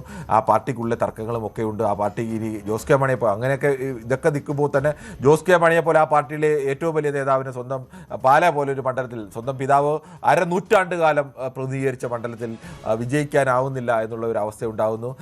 റോഷിയെ മന്ത്രിയാക്കേണ്ടി വരുന്നു. കേരള കോൺഗ്രസ് പോലുള്ള പാർട്ടിയുടെ സ്വഭാവമൊക്കെ അറിയാം. ആരാണ് പാർട്ടിയെ നയിക്കുന്നത്? അയാളാണ് എല്ലാ കാര്യങ്ങളും തീരുമാനിക്കുന്നത്. അവരുടെ പാർട്ടി, അവരുടെ കുടുംബ ട്രസ്റ്റ് എന്ന് വേണമെങ്കിൽ പറയാം. ആ തരത്തിൽ നിൽക്കുന്ന ഒരു പാർട്ടിയിൽ സ്വന്തമായി ജയിക്കാനോ മന്ത്രിയാവാനോ ഒന്നും കഴിയാത്ത ഒരു നേതാവായി ജോസ് കെ മാണിക്ക് നിൽക്കേണ്ടി വരുന്ന അവസ്ഥ, അതിനുള്ള അന്തഛിദ്രങ്ങളൊക്കെ ഇപ്പോഴും ശക്തമായി തന്നെയുണ്ട്. അതുകൊണ്ട് തന്നെ കോട്ടയത്തും ഇത്തവണ കോൺഗ്രസ് പ്രതീക്ഷ നിൽക്കുന്നുണ്ട്. സ്വാഭാവികമായും രാഷ്ട്രീയ സമവാക്യങ്ങളൊക്കെ നോക്കിയാൽ ഈ കേരള കോൺഗ്രസ് M-ന് ഇപ്പോഴും വലിയ സ്വാധീനവും ഒക്കെ ഉണ്ട്. അതുകൊണ്ട് അങ്ങനെ അവരെ പൂർണ്ണമായി എഴുത്തള്ളാവുന്നില്ല. കടുത്ത പോരാട്ടത്തിലേക്ക് തന്നെ പോകാൻ സാധ്യതയുള്ള സ്ഥലം തന്നെയാണ്. മറ്റൊന്ന് ഇടുക്കിയാണ്. ഇടുക്കിയെ സംബന്ധിച്ചും 4-1 എന്നുള്ളതാണ്. ഇടുക്കിയിൽ തൊടുപുഴ മാത്രമാണ്, PJ ജോസഫിൻ്റെ തൊടുപുഴ മാത്രമാണ് കഴിഞ്ഞ തവണ ഇടുക്കിയിൽ ജയിക്കാനായത്. മറ്റേ നേരത്തെയൊക്കെ 3-2, 2-3 ഒക്കെ 3-2, 2-3 ഇതായിരുന്നു ഇടുക്കിയിൽ ഒരു കണക്ക്. അവിടെ എപ്പോഴും അന്ന് നേരത്തെ ഉണ്ടായിരുന്ന റോഷി അഗസ്റ്റിനെ പോലുള്ളവരൊക്കെ LDF-ലേക്ക് വന്നപ്പോഴാണ് അത് LDF-ൻ്റെ സീറ്റായി മാറിയത്. അതിനുമ്പോൾ അത് UDF-ൻ്റെ സീറ്റുകളായിരുന്നു.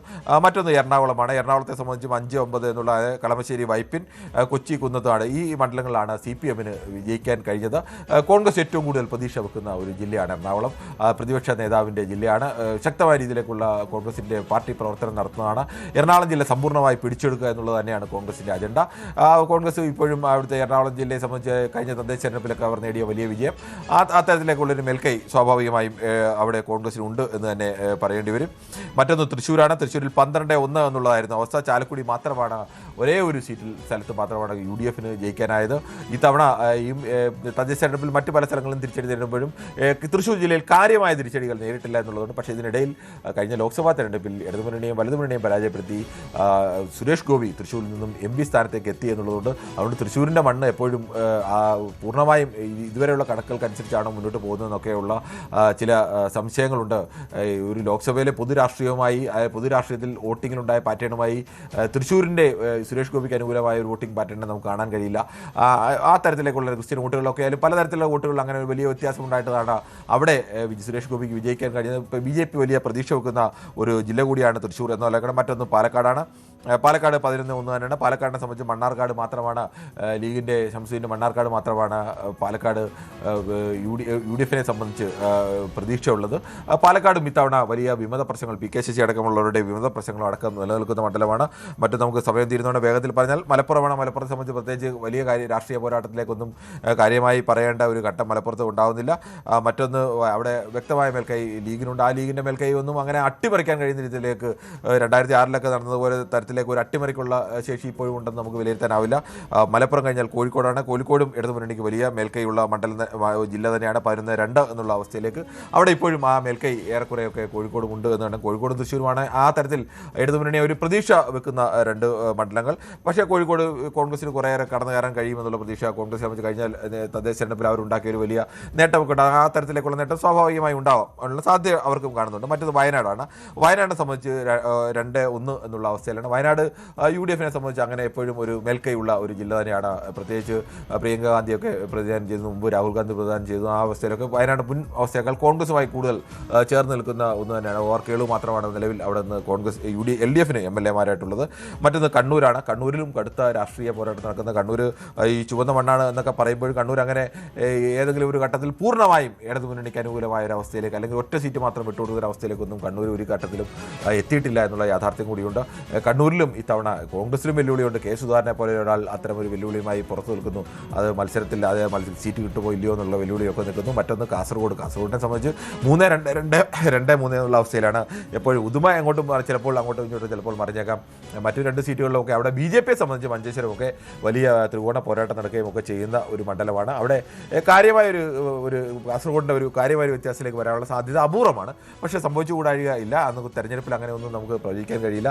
എന്തായാലും നമുക്ക് വളരെ വിശദമായി തന്നെ വരും ദിവസങ്ങളിലൊക്കെ തന്നെ നമുക്ക് തെരഞ്ഞെടുപ്പ് ഓരോ മണ്ഡലങ്ങളായി ഇന്നിപ്പോൾ ഓരോ മണ്ഡലങ്ങളെ നമുക്ക് എടുക്കാനോ ജില്ലകളായി ഓരോന്നായിട്ട് എടുക്കാനോ കഴിഞ്ഞിട്ടില്ല. അതിൻ്റെ സമയം കൂടിയെടുത്ത് ഓരോ മണ്ഡലങ്ങളും ജില്ലകളും നമുക്ക് എടുത്ത് വിശദമായി തന്നെ നമുക്ക് പരിശോധിക്കാം. എന്തായാലും ഈ ബുള്ളറ്റിൻ പൂർണ്ണമാവുകയാണ്. നമസ്കാരം. നാട്ടിൽ വികസനത്തിന്റെ പരവധാനി വിരിച്ച് കാരവങ്ങളും ആർപ്പുവിളികളും ആവേശത്തോടേക്ക് കേരളം